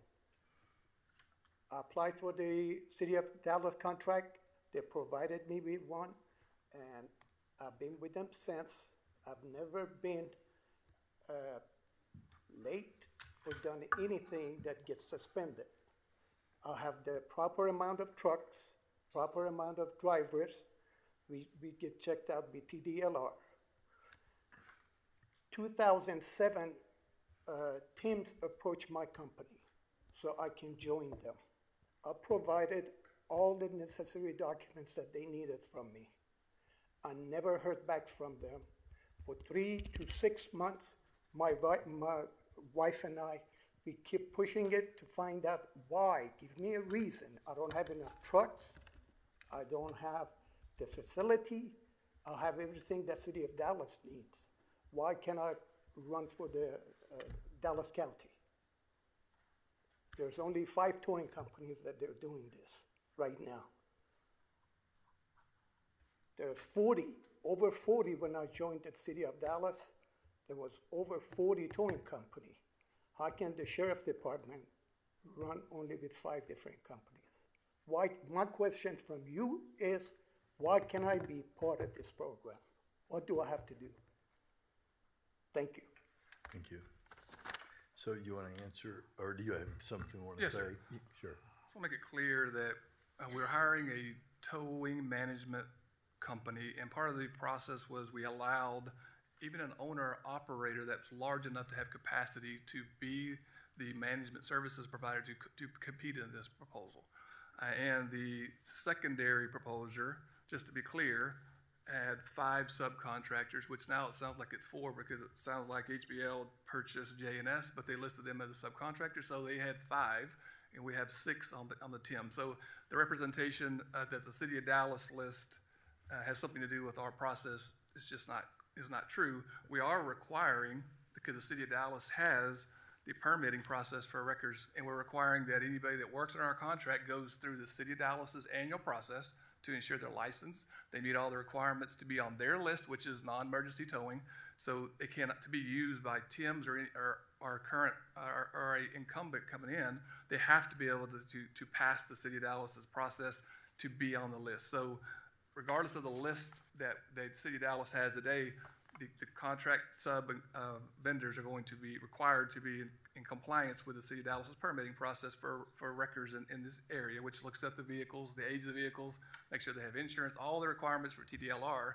So that's in our contract today. So they have to be in compliance with that to be on our contract with TIMS to be a subcontractor. And so that's one. And I wanted to mention that the discussion on February 4th was the number of tows, and talking to our team, Now, I gave you a list of the number of tows that we've had over the last 4 years, and it's around 8,500, 8,400, goes down to 74 the last year, 7,400. And in an emergency towing situation, as we mentioned, you have to be able to respond within 15 minutes. You have to be there clearly, very quickly. And the discussion with the highest ranked proposer is they have quadrants in place today to ensure they can meet that requirement. So that's why they don't have 50 people that are being on a rotation to show up in a zone which may or may not have accidents over the next few days, right? So they have to be able to hit the highways within a certain amount of time. That's one of the most important priorities for this contract. So Well, I want to go ahead. yeah, I want to make sure that we're clear on that. My understanding is there were two proposers. You sent this out to hundreds, if not thousands of people. We had two proposers, right? Yes, sir. You're now telling me that the second place non-winning proposer Yes, sir. had 4 subs. How many subs does the winning, the not winning, but the one you're The highest ranked firm has 6 subcontractors. 6? The next highest ranked firm Has 4. brought 5 subcontractors, but one of them appears to be bought out, JNS. So they had 5 listed, but technically it's 4 if HBL bought that other subcontractor. So they have 5 versus yeah, but 6. maybe they run different. Let's say But it's the 5. reality is they thought they had enough with that capacity to handle it with 5. Okay. The proposed we have is 6. And how do we know to the counter that they didn't have enough? I mean, I'm not going to get into their business model, but how do you know, I wasn't part of the ranking. I didn't see the ranking. So tell me how Questions? we came to the conclusion that the second firm did not have the sufficiency We to did serve. not. We did not come to that conclusion, as they were ranked very high. Just like one person has to be the highest ranked firm. They were very, very close. So they're both obviously very good firms. We had to come But the up with one firm. composition does, I think what I'm hearing here today is the composition makes a difference. I'm saying that to one of the speaker's comments that we should utilize every certified or permitted tow truck operator is just not fair because the demand is not I'm staying in necessarily the framework of the 2. Yes, sir. I'm I'm not staying saying in the that framework five, of the I'm two. not saying that 5 or 6 is adequate. We're hiring somebody to be the management services firm. We're not prescribing how many subs they should have.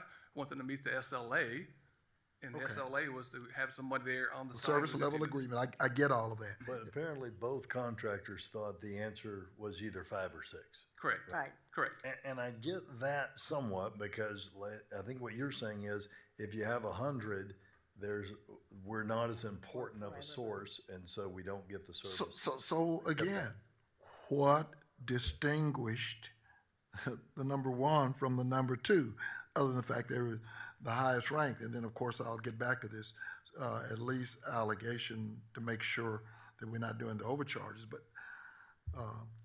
what? The team is evaluated, any proposal in Dallas County is evaluated by a team, not I got it. not by purchasing, right? So the team that was comprised was 2 from the sheriff's office, 1 from IT, 1 from facilities management. SB only looks at the SB portion, and I look at the cost. So that was the team that decided, based on their evaluation, their experience, this is the highest ranked firm, based on all the components, their experience, the background, and that's how the process works on every single RFP for Dallas County. So tell me how IT played and facilities played in this, but for highway management. Well, we had IT because there was a component, potentially, of electronic component on how they could dispatch. We want to make sure we looked at that system or the proposed system for both teams. We wanted to look at all the aspects of this. That makes sense, but what about facilities? Facilities, Consolidated Services, it was the fleet manager at the time, was on that contract because obviously he has experience dealing with. Fleets. Makes sense. I'm barely buying the IT piece, but okay. And the difference between the 2 was other than the 6 versus 5 subcontractors. 6 versus. You're asking for the point difference? Yeah. Because I can't It's remember what was it. 88 to 84, so it's very, very close. Very close, yeah. Both firms are very good, but we had to have a highest ranked firm like any other proposal. And Because it's by state. and the economic opportunities, that's the new word. So that, yeah, I understand, the economic opportunities. Sure. In the, Mr. Crawford, you can answer. I mean, I want somebody to tell me the economic opportunities in one does not appear to be any better than the other. So out of the proposed subcontractors, the first firm had 6, as we mentioned. All were SBE certified with the exception of one that's in the process of getting SBE certified. Okay. And the second one was what? The second one has, as we mentioned, they had 5 that they presented, but we've now learned today that one was actually purchased. Okay, So it's hang down on to a second 4. now. I And don't they think were we've learned certified that. as well. I don't think we've learned that. If somebody buys a company that continues to run separately and has its employees and they're doing something, they got, I don't know how many tow trucks these companies have, but if a tow truck company with 20 trucks buys a tow truck company with 15 trucks and they run separately for purposes of answering calls, that's 5. Okay. Commissioner, It may be on the SBE side, it may be that this big company bought this SBE, so they're not an SBE anymore. I get that, but I don't want us to confuse it just because there's one owner of these 2 companies, right? It's like if some billionaire bought Target and Walmart, they'd still be 2 stores. True, and you're actually right. That's what I was going to explain, is that the actual ownership designation would change in that example. If one was SBE certified as a small business, meeting those requirements, and is now absorbed or merged and acquired by a larger firm, they would lose that action. All I'm asking is there? But he didn't answer. How many SBEs on the second one? So the second one has actually 3. And he had 4, but some big company bought a smaller one. Yep. And actually there's 3 for 3 because, as I mentioned, there's one that is in queue to get certified on the. So when you say Team 8. 3 for 3, does that 3 for mean 3. the first one and the second one both got 3? The first one got. So what I'm saying is, as it relates to SBE, right, it was a First one. it was a wash. It was a wash. 3 for 3. Okay. That's what it said. Okay. I misunderstood the first time. Well, this has been a long process. Thank you all for going through it. It's definitely a tough position sometimes to make a decision like this, but you know, when it comes at the end of the day, there was a winner and someone that came in second place. So thank you, colleagues. Thank you. You know, Chief, and I know we've met and tried to iron it out. And again, I appreciate the fact that that we made the adjustment, or amendment that annually this will be revisited as a result. I still don't have, if it's a wash, 3 for 3, then I don't understand how we rate one, 88 to 80 to what? 88 to 84.5, and so the experience is part of the equation, experience in their approach, and the team that looked at this from their expertise felt like they're both good firms, but one just happens to be edges a little higher, and that was Tim's, which happens to be the incumbent. And so this is again, the Mayflower slave ship, what they got here first. You damn sure is. But anyway, I'm still got as much trepidation. Chief, with all due respect, I guess they're performing, give you what you need, but I'm having some real trepidation about the optics and how this appears. And like I said, I appreciate the amenity for revisiting, but that doesn't help if the score is tied 3-3 from the economic opportunity side of the aisle. As you know, Commissioner, it's just one element of the evaluation. That's 15 points within all of our proposals, right? And you have all the other elements that have to be reviewed. Let me tell you something. You keep talking about that's only one portion of the evaluation. I'm still not up with the IT stuff. Facilities with fleet, I get that, but that's the only, as far as I'm concerned, that's what I got to make my decision on. Tim's got something he want to add, because I think we're good. He had incentive to speak. Well, it's okay. I want him. Oh, but I Tim, want him to you're speak. talking about Tim Hicks? Yeah, well, not Tim. No, Oh, not- Tim's. Oh, yeah, they're not sounding to speak. Yeah, if he wants to say something, I want him to defend whatever, you know. The clarification was that there's 4, because he as the owner is SB certified. So the Tim's owner was actually certified. All right. So that was the clarification. All right. So what is the bottom line recommendation? The mother of the majority is a minority. I got it. Well, not a minority.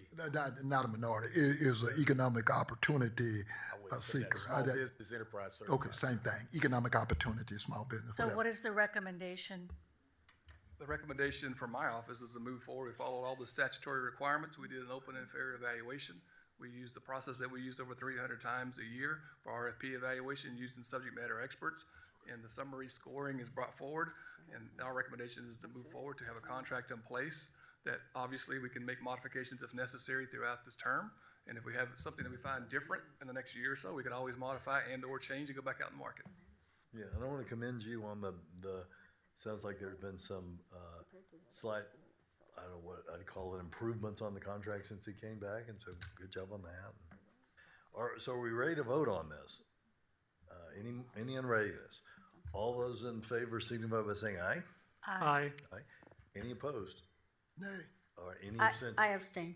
Okay, so that was 3-1 with 1 abstention, and I think we got down who was who. All right, this takes us to our court orders, which there are a lot of pulls. Yeah, I'm ready, Judge, if you want me to do it. Go ahead and do it. Okay, I move agenda items 1 to 50, addendums 51 to 59, pulling for 2 weeks. That means no discussion.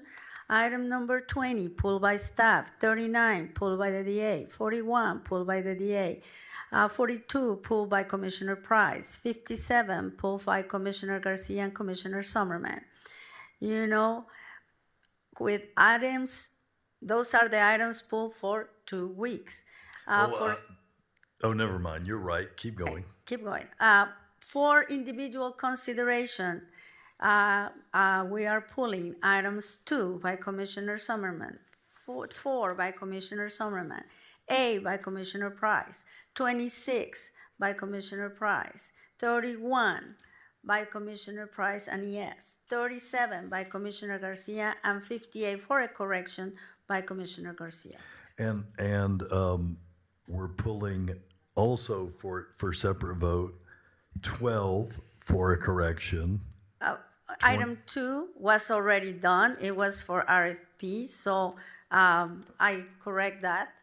It's items 4, 8, 26, 31, 37, and 58 for separate vote. And on her motion on the pulled for separate votes is also 12, which needs to be corrected, 21, which needs to be corrected, and 24, which needs to be corrected. Right. Yeah. Well, those were not in my list, but well, here I go. Okay, moving for separate vote.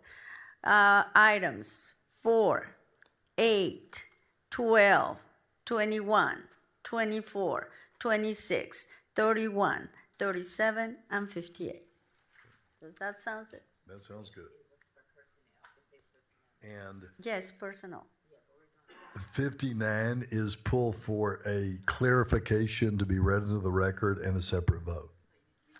Yes. I'm reading them all together because personnel goes into the agenda as well. Okay. And did you get that? No, this is human resources. Well, one is to come back out after closed session. Okay. So did you get that last one, Commissioner Garcia, 59 for separate vote? 59? No, I did not. I did not have it in my list. All right. And when did this came? A text from Charles in the middle of court. Okay, well, guys, I mean, we need to do it early because otherwise our clerks and I go ballistically crazy. You know, if you just do it during the court session. I'm not checking my text. I'm not checking my court orders. Neither is her. So, okay. With that on board, here we go again. Is court order, for 2 weeks, 20, 39, 41, 42, 50, and 57. individual consideration is 4, 8, 12, 21, 24, 26, 31, 37, 58, and 59. Does that make it? Okay. If I could, for the record, on item number 57, I was pulling for separate vote, not for 2 weeks. Just Oh, for the I record. pull it for 2 weeks. Yes, you did. Yes, you did. Okay. I'm just making sure the record's clear. Okay. Apologies, Commissioner. I just No worries. saw that. No worries, glad. Yeah. That you were there too, so, okay. I was at one time. Okay, sounds good. Clear? Okay, you move. Yeah, any unreadiness to vote on these non-pulled court orders? I just want some comments on one of the orders, Judge. Oh, go ahead. Okay, is court order number 54. I want to commend the Greater Dallas Hispanic Chamber of Commerce for, the work that they have been doing with the Scale Up Accelerator Program. I know Mr. Ortiz, Ms. Gabriela, and Ms. Rosa are here today. I know Mr. Crawford, myself, Mr. Bazan, Mr. Martin, thanks to the American Rescue Plan funds. This has been one of the best accelerator programs that I've seen, with creating over 276 new jobs, more than 100 participants with a 95% retention, not to mention that, $13.6 million in new contracts. I think that is a strong word. Thank you, Mr. Ortiz, Ms. Quesada, and Ms. Rosas for the hard work. That's it. Thank you, Judge. Thank you, colleagues. Yeah, and thank you, Commissioner Garcia, for leading and pushing that program. All right, any other comments on these non-pulled court orders? Hearing none, all those in favor signify by saying aye. Aye. Any opposed? All right, that motion carries unanimously. right. Who seconded the motion to? Who seconded The that motion motion? for all the court orders? Was that you, Commissioner Zimmerman? It was. Okay, Commissioner Zimmerman. Okay, so this may have been a mistake, but one thing I have in there is that someone pulled, either for 2 weeks or for a separate vote, the planning and development court order 2. Was that intentional, or do we need to take a vote on that? This is a donation for butterflies. She clarified that. Dr. Garcia clarified that. Oh, That was that's actually two clarified. bids. It was already voted, so she pulled it out of her. So it is voted on? Yeah. Yeah. All right. So the first one for separate vote then is phase 1 address, the sheriff's. Yeah, 4. 4, yeah. Uh-huh. Whatever. Which is Dallas County Sheriff's Office Phase 1, addressing staffing needs with the 2025 staffing allocation. Yeah. All right. And it was pulled by Commissioner Summerman. Okay, go ahead. And we didn't need to move it. Oh, yeah, that's right. Who wants to move that order? I did. Okay, I'll second. Commissioner. Moved by Okay, Commissioner so Price. Daniel and then Price seconded, and Commissioner Summer, do you have some comments? I do. Questions, actually. Dr. Watkins, can you tell us a little bit where we are, or anyone, perhaps Lester Lewis, I don't know, on telestaff? So part of this briefing is really important with telestaff. And so we are moving positions that are already funded through ARPA, but no longer have the funds. So it's general fund. So telestaff was, Mr. Lewis, correct me if I'm wrong, was initially going to be implemented in April. But I think we're going to have a little bit more discussion on the implementation. Go ahead. Correct? Tell me what the discussion is. Lester Lewis, Director of ERP.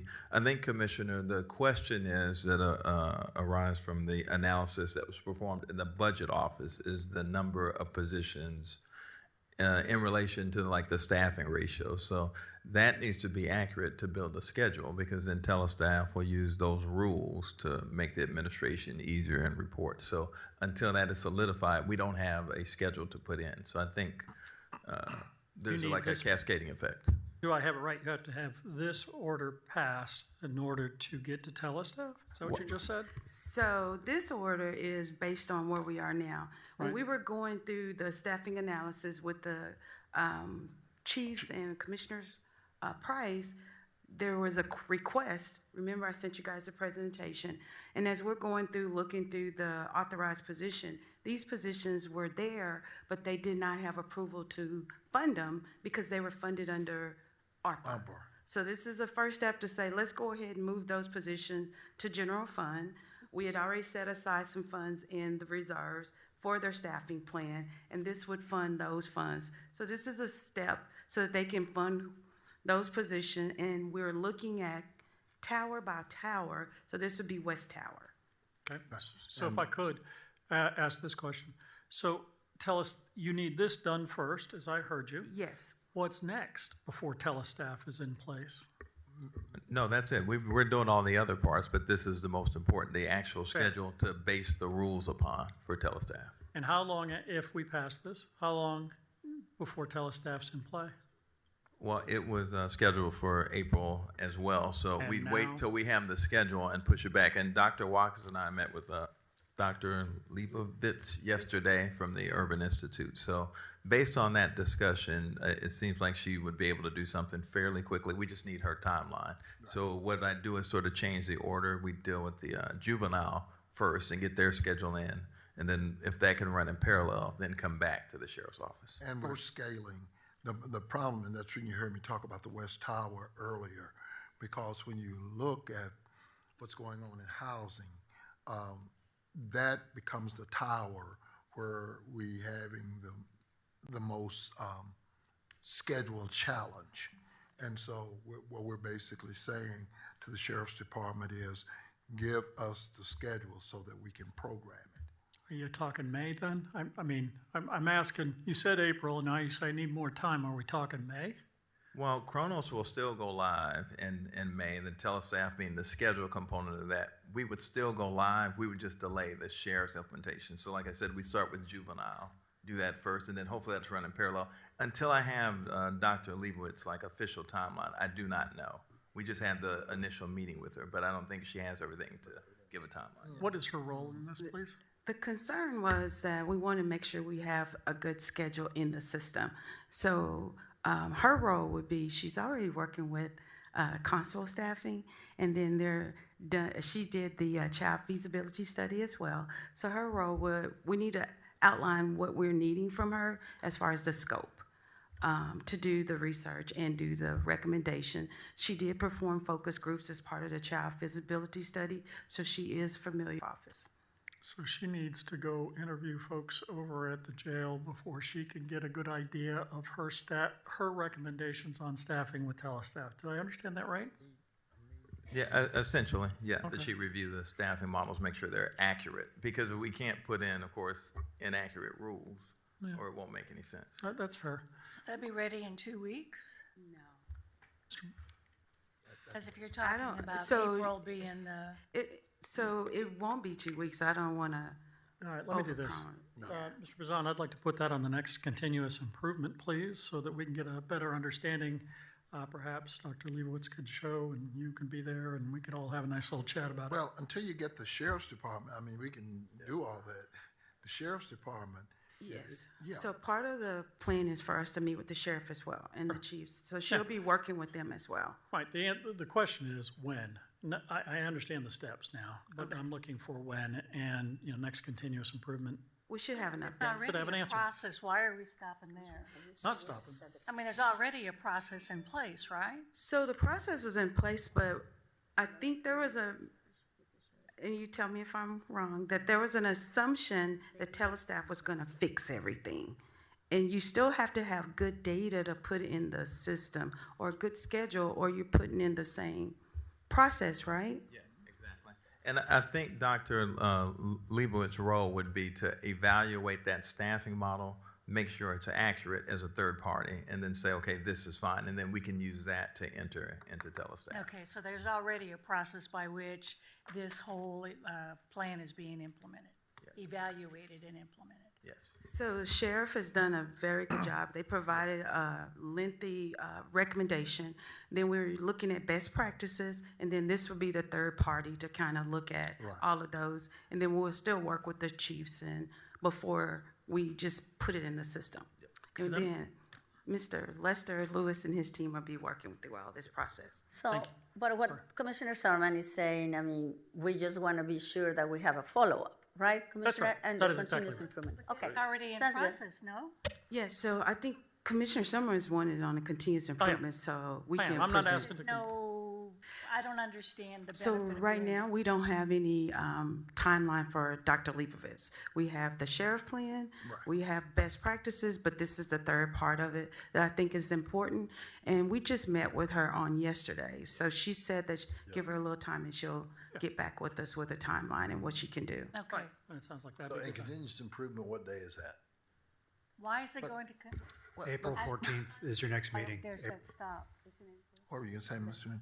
I said April 14th is your next meeting. Yeah, Okay. but again, do we're we working have- on No, this is going to move today, Commissioner, right? I mean, this. I'm not pulling it. from I'm not pulling it. ARP. I mean, then we're going to go ahead and follow up on how I it's got you. doing Okay. in continuous improvement on the 14th. Is that what I'm understanding here? But don't look. We're waiting on Dr. Lieberman's deal.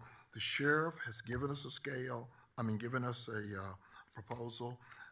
ERP has looked at the proposal. Ronica's looked at the proposal, and they bring in a third party, another set of eyes to say, hey, does this make sense? Right. And I'm not asking for anybody to stop, do anything else, wait for continuous improvement or anything like that. I'm just looking for an update then. That's it. That's all I'm looking for. Excellent. All right, good. And I Call have the question. another quick question, sorry, on the ARP, moving them off of ARP and into general. Was this anticipated during the budget process, or is this something else? So we knew that the staffing analysis was going to be done. And we didn't realize that it was that many that still had not been moved over. So instead of creating a whole bunch of new positions, those positions are already sitting there. And so it makes sense just to move them into the general fund. A lot of them are vacant, and then payroll will not fill those positions because they're ARPA funded. Right, but to my understanding, remember when we did the budget process, you made recommendations that these people in ARP be moved over. Are these part of that group? No, so we did, they're not part of the group, but we did understand that there were going to be additional staffing because Commissioners Court approved the dollars in $3 million. And so this dollar amount is going to be $1 million. And this $1 million is coming from where? It's going to be from reserves and contingency. That was line item for sheriff staffing. Thank you. And I want you to understand, another thing is while Chief Herclogs had exited, we were trying to help our new chief kind of get his feet on him. Of course, he's, running the deal. So at the end of the day, in terms of housing, and that's what this is all about. It's not about traffic. It's about housing. And he is now, in the loop. He's seen the proposals on the table, and we just want you to understand that. Everybody's churning. We're going forward. Good. It's just that Dr. Watkins basically said, Lieberman is here. She can help. This is strictly about moving off. And Chief, you agree. Even though you haven't had as much time, you agree that this is the best. Yes, can you identify yourself for the court? Shane Sal. Yeah. Thank you. I'm sorry. Okay. Any other thoughts, Sheriff? No, these are absolutely much needed positions, of course, meeting those mandated requirements that we are from the state. So, although we are short in those positions, I'm hoping that we find that hiring tree that Chief Williams references, and we do get to fill some of those positions and move forward. So, good, great. Thank you. We have I'm ready. two issues, I think. We got voting on this today with these critical positions. We got telestaff implementation. We can vote on this today and continue to fast track telestaff Right. implementation. Right. Yeah, that's it. I agree. Ready. Yeah. Call the question. Yeah, we're ready. All those in favor signify by saying aye. Aye. Any opposed? Motion carries unanimously. Thank you, Chief. Okay, what's next is 12, right? Yes, actually 8. 8, okay. then 12, then 21, 24. Hold on just a second. I just need a 8. Chief, one of any of y'all, I see all the chiefs. Is everything else okay on that deal It's continuous that just happened?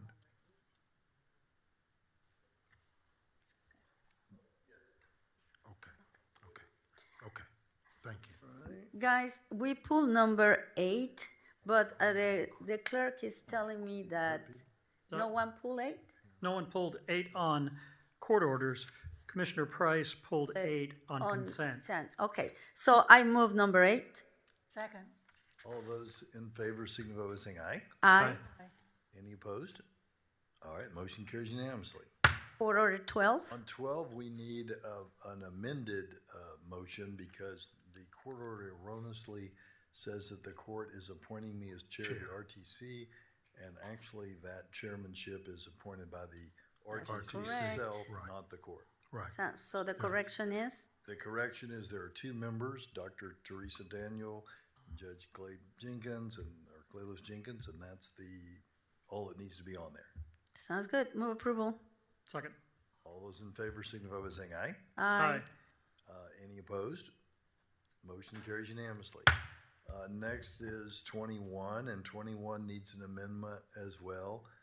I had asked staff to change out me for Commissioner Summerman, looking at balancing out the committee assignments. He had less than anyone else on 21, and so I'd ask that we don't vote me in on that, vote him in on that. Okay, move court order 21 with the change that will be Commissioner Summerman, the one appointed to this board. Okay, now, we have 2 appointments. You're the other one. Okay. And Commissioner Price stays. So I'm just taking, you're there. Okay, But right. I'm taking me off, putting him in. Okay. All right, that's just- so Commissioner Summerman, Commissioner Price being part of this committee. Yeah. Okay. Move All approval. those in favor? Second. Oh, okay, she moved second. All those in favor? Aye. Aye. Any opposed? Motion carries unanimously. Same thing on the next one. That will get Commissioner Summerman to equal to the person with the least of the other 4 committees. And this is substituting Commissioner Summerman for me on DRMC. So That's 24. that's 24. I move court order 24, appointed Commissioner Summerman as the appointee of Dallas County to the RTC? Regional mobility. Not the RTC, but the DR. Regional mobility. Regional mobility. All right, all those in favor signify by saying aye. Aye. Any opposed? Motion carries unanimously. 26, that's you, Commissioner Price. Summerman. Yeah, I mean, it's just, we've Oh, I got you. statutorily. I got you. Okay. All right. I think there was a mistake in that one too. Yeah, I think that's what you're talking about. Let's look and see. Okay, this is 26? No, they got that one right. Right. As far as they took me off there, because the court doesn't appoint me to that either. All right, so is there a motion and a second? Move to approve. Court order 26. Second. All right, all those in favor signify by saying aye. Aye. Any opposed? Nay. All right, that motion carries 4-1. Next is 37. 31. Oh, I'm sorry, 31, yes. Did I not? That's, Hold on. he pulled that to executive, I think. Okay, yeah, that's an Yeah, executive It was session. pulled to executive? Yeah. 31. Yeah, that's, Okay, I did. so we pull, Next is 37, right? now it's 37. Which is a, It's a human resources this last exception to rule. If someone can move it. I move. is there a second? Second. All right, all those in favor, signify by saying Wait, aye. I think there's discussion. Did There's you want- not, she just doesn't vote for Fine. exceptions. Okay, good. All right, I'm sorry to interrupt. Moved by Summerman, seconded by Commissioner Price. All those in favor signify by saying aye. Aye. Any nays? No. All right, and there's no abstention, so that passes 4-1. All right, next I've got, I got 42, and I don't know who pulled. you got 42 pulled for 2 weeks by It Parkland. was pulled by Parkland, It was pulled Commissioner by Price, for Okay. 2 weeks. Oh, I okay. think you also pull it, but it was pulled for 2 weeks. Now, Yeah, my- okay. 41 or 42? 42. So the next one I have is, now, and because there's so many pulls, we may be wrong, but the next one I have is 59. It's which is the last. 58. And 58, I okay. pull it, colleagues, just because there's a correction. In the court order on the agenda, it says 18 full-time positions, but in the court order says 10. So I didn't know, Dr. Watkins, if it's 10 or 18. It's, That's the forensic, that's SWIFT. Correct. So what happened was we started off thinking these would be full-time positions. 18, right? But it's very hard to recruit people Correct. to be So- on call 24/7 to go pick up a dead body. So that didn't work. So this is what this is what was recommended by a lot of people, and so we changed it. Okay, sounds good. The only So that thing. your little slot is 6 or 8 hours, and that's when you go. So it's 18 part-time.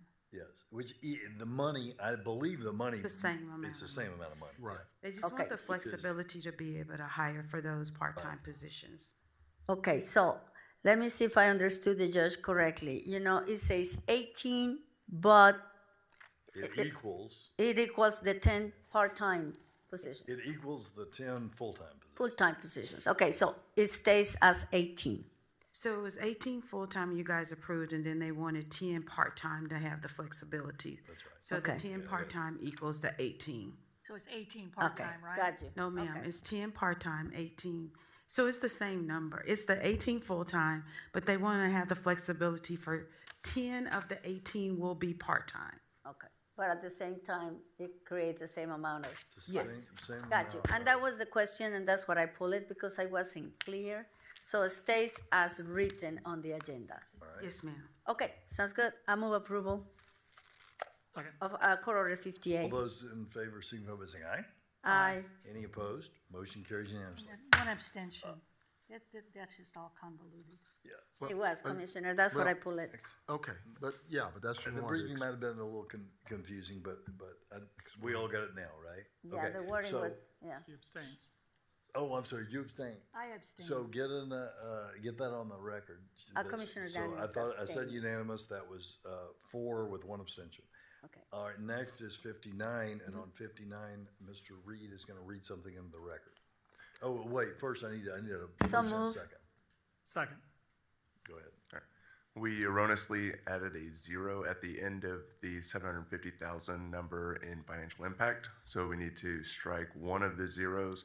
And then HHS would like to add one more grant, which is grant number 08909 as a funding source. Keeping grant 65516 and Correct. adding another grant. Correct. I can't believe I missed that 0, Mister. Well, Me neither. Yeah, but the issue here is that the ability to add another grant, To pay for 750,000. the ability, I mean, we have the ability just to manage those grants like that? Excuse me? I would have to defer to Dr. Wong on that if he is still here, but Oh, here's it.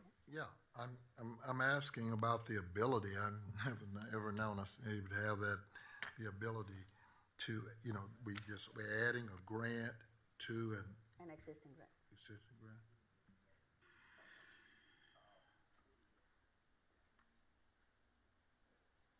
Just tell me, if you say yes, okay, got it. I think yes. Okay, got it. Okay, motion and a second. And you're in charge. Yeah, You're in that's charge. what I said, motion and Okay, second. okay. With, any- I move approval of Court Order number 59 with the correction that is 750,000 instead of $7 million, and without adding an additional grant to the financial impact. Second. Okay, got a motion second. Is there any unreadiness? All those in favor, let it be known by your sign of voting. Aye. Those who oppose, same sign. Chair is in the affirmative. That concludes That's it. all our items. Okay. Okay, that being the case, with regards to, time for public speakers. Okay, where's my list on that? All Here this it is. stuff. Got all this. Okay, bailiff has already read the rules of, the court with regards to public speakers. And, that being the case, we'll begin, first of all, remember this is a limited public forum. We will not interact with you. You can speak from the podium for your allotted minutes. Davida Kennedy. Davida Kennedy. Ms. Kennedy, if you will give your name for the record, your address, and you will have 3 minutes to speak. Hello, I'm Devada Kennedy. My address is 321 Sundry Way, Red Oak, Texas, 75154. Judge and Commissioners, I'm here to address the death of my niece, Aquasia Kennedy, on January the 6th, 2024. I am here with my brother, Quincy Kennedy. Aquasia was his daughter. Aquasia was a passenger on I-30 2nd Avenue. She was 33 weeks pregnant, and she was a backseat passenger, and she was killed by an off-duty police officer. And the family has received little to no answers from the Sheriff's Department, the City of Dallas, or anyone from the City of Dallas. And the family has requested so much information. We did get body cams, and the body cams have revealed so many concerns. And that's one of the reasons we're here today. The body cams revealed that there was no rendering of aid from even the police officers that arrived on the scene. There was no rendering aid from the officer, the off-duty officer that hit the car and caused the incident. And there's just so many prior to and post questions that we have that have not been responded to.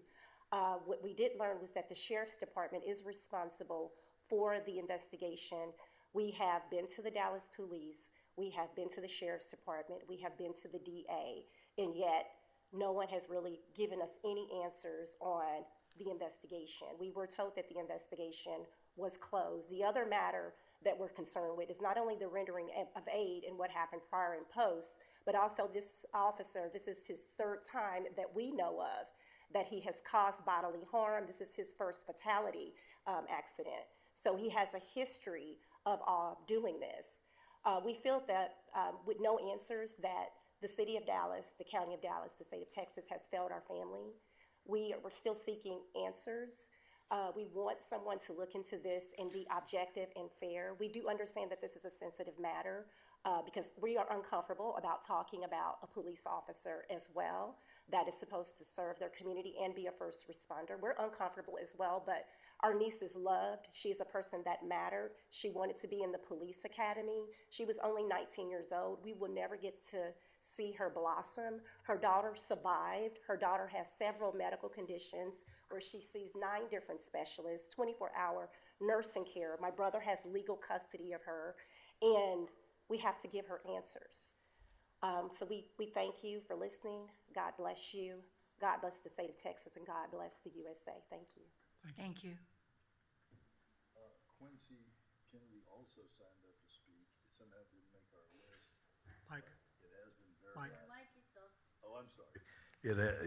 Quincy Kennedy also signed up to speak, and it has been verified by the clerk's office that he did timely sign up to speak. So, Mr. Kennedy, please come forward.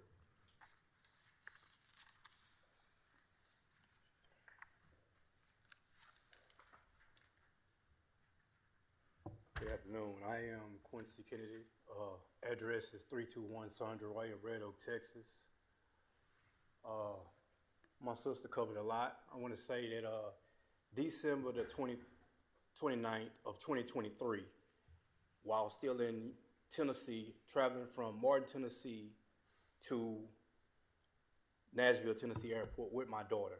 We talked about her, having a baby, helping her. She was going to go into the police academy.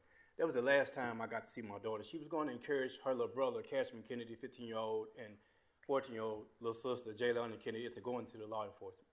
But that didn't get to happen. Aquasia's birthday, she was only here 1 week. She flew from that airport to Texas. She was only here 1 week. Her birthday was January the 1st, and she turned 19. She was still a teenager. 5 days later, that vehicle, the electrical throttle went out on the vehicle where the electric sensor on the gas pedal went out. The vehicle stranded and came to a stop. Other people went around that vehicle. That officer is trained to keep a safe distance. Keep a safe distance. he is also trained to be a first responder. If you see flashes on, the body camera shows flashes on. He didn't do either of that. His words was he planned on just going by them and leaving them stranded. I just don't. It just fails to me to go through this because I watched this body camera. I watched the body cameras. That officer was told to go back to the scene. He left the scene. The witnesses did not see him. You have a vehicle with no driver, and then people looking for you. And then when the other officers come, he shows back up to be back on the body cameras. He left my daughter there. Every second count. Time is of the essence. They were there on the scene, on-duty officers. My daughter was there in the car. There was people who witnessed this, and they kept saying, help her, help her. There was a first responder, an MT, who got my son, who was the driver, brother, out the vehicle. He kept saying, y'all officers, please help me get her out. I got him. He revived that passenger who was also unresponsive. But those officers failed. They, instead of getting my daughter out and reviving her, she could still be here today. They searched the car. I got the body cameras. My daughter could still be here. They searched the car instead. I'm watching this on the body cameras, and I have nowhere else to go. On the body cameras, this officer, he's on the body cameras, asked for gun. They're taking evidence out of his vehicle. Never was turned in. They never turned in the witness's name who saved people. We had to call 911 to call people to get the witness's name. I yield my time. So we can't go back and forth with you because you're not on the agenda. I want to make sure, though, that we understand what you're asking for. So Adelia and Daryl, after this is over, could you meet with them and make sure we know exactly what they want? Thank you. Our next public speaker is Sharon Shepard. Ms. Sharon Shepard? Ms. Sharon Shepard. Is Sharon Shepard online? No, sir. Our next public speaker is Alex Stein. Alex Stein, Alex Stein. Is Alex Stein online? No, sir. All right, that concludes our public speakers for today. We will now go to closed session to consider matters under Chapter 551 of the Government Code as previously posted. Any action as a result of the closed session will take place in a subsequent open session, and we'll begin closed session momentarily.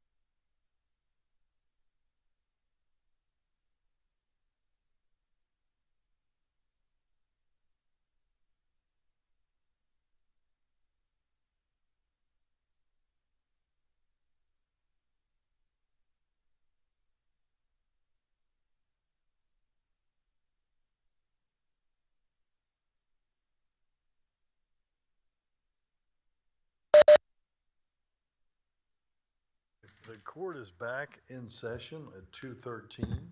Oh, you ready with your, you good? Okay. The court is back in session at 2:13. We do have a matter to vote on. I believe that matter is number 31. Is there a motion? Session, I so move. Second. All right, there's been a Moved by motion by Price, Commissioner second by Price, seconded by Commissioner Garcia. Any unreadiness before we vote? Hearing none, all those in favor signify by saying aye. Aye. Any opposed? Motion carries unanimously. Thank you all. We are adjourned.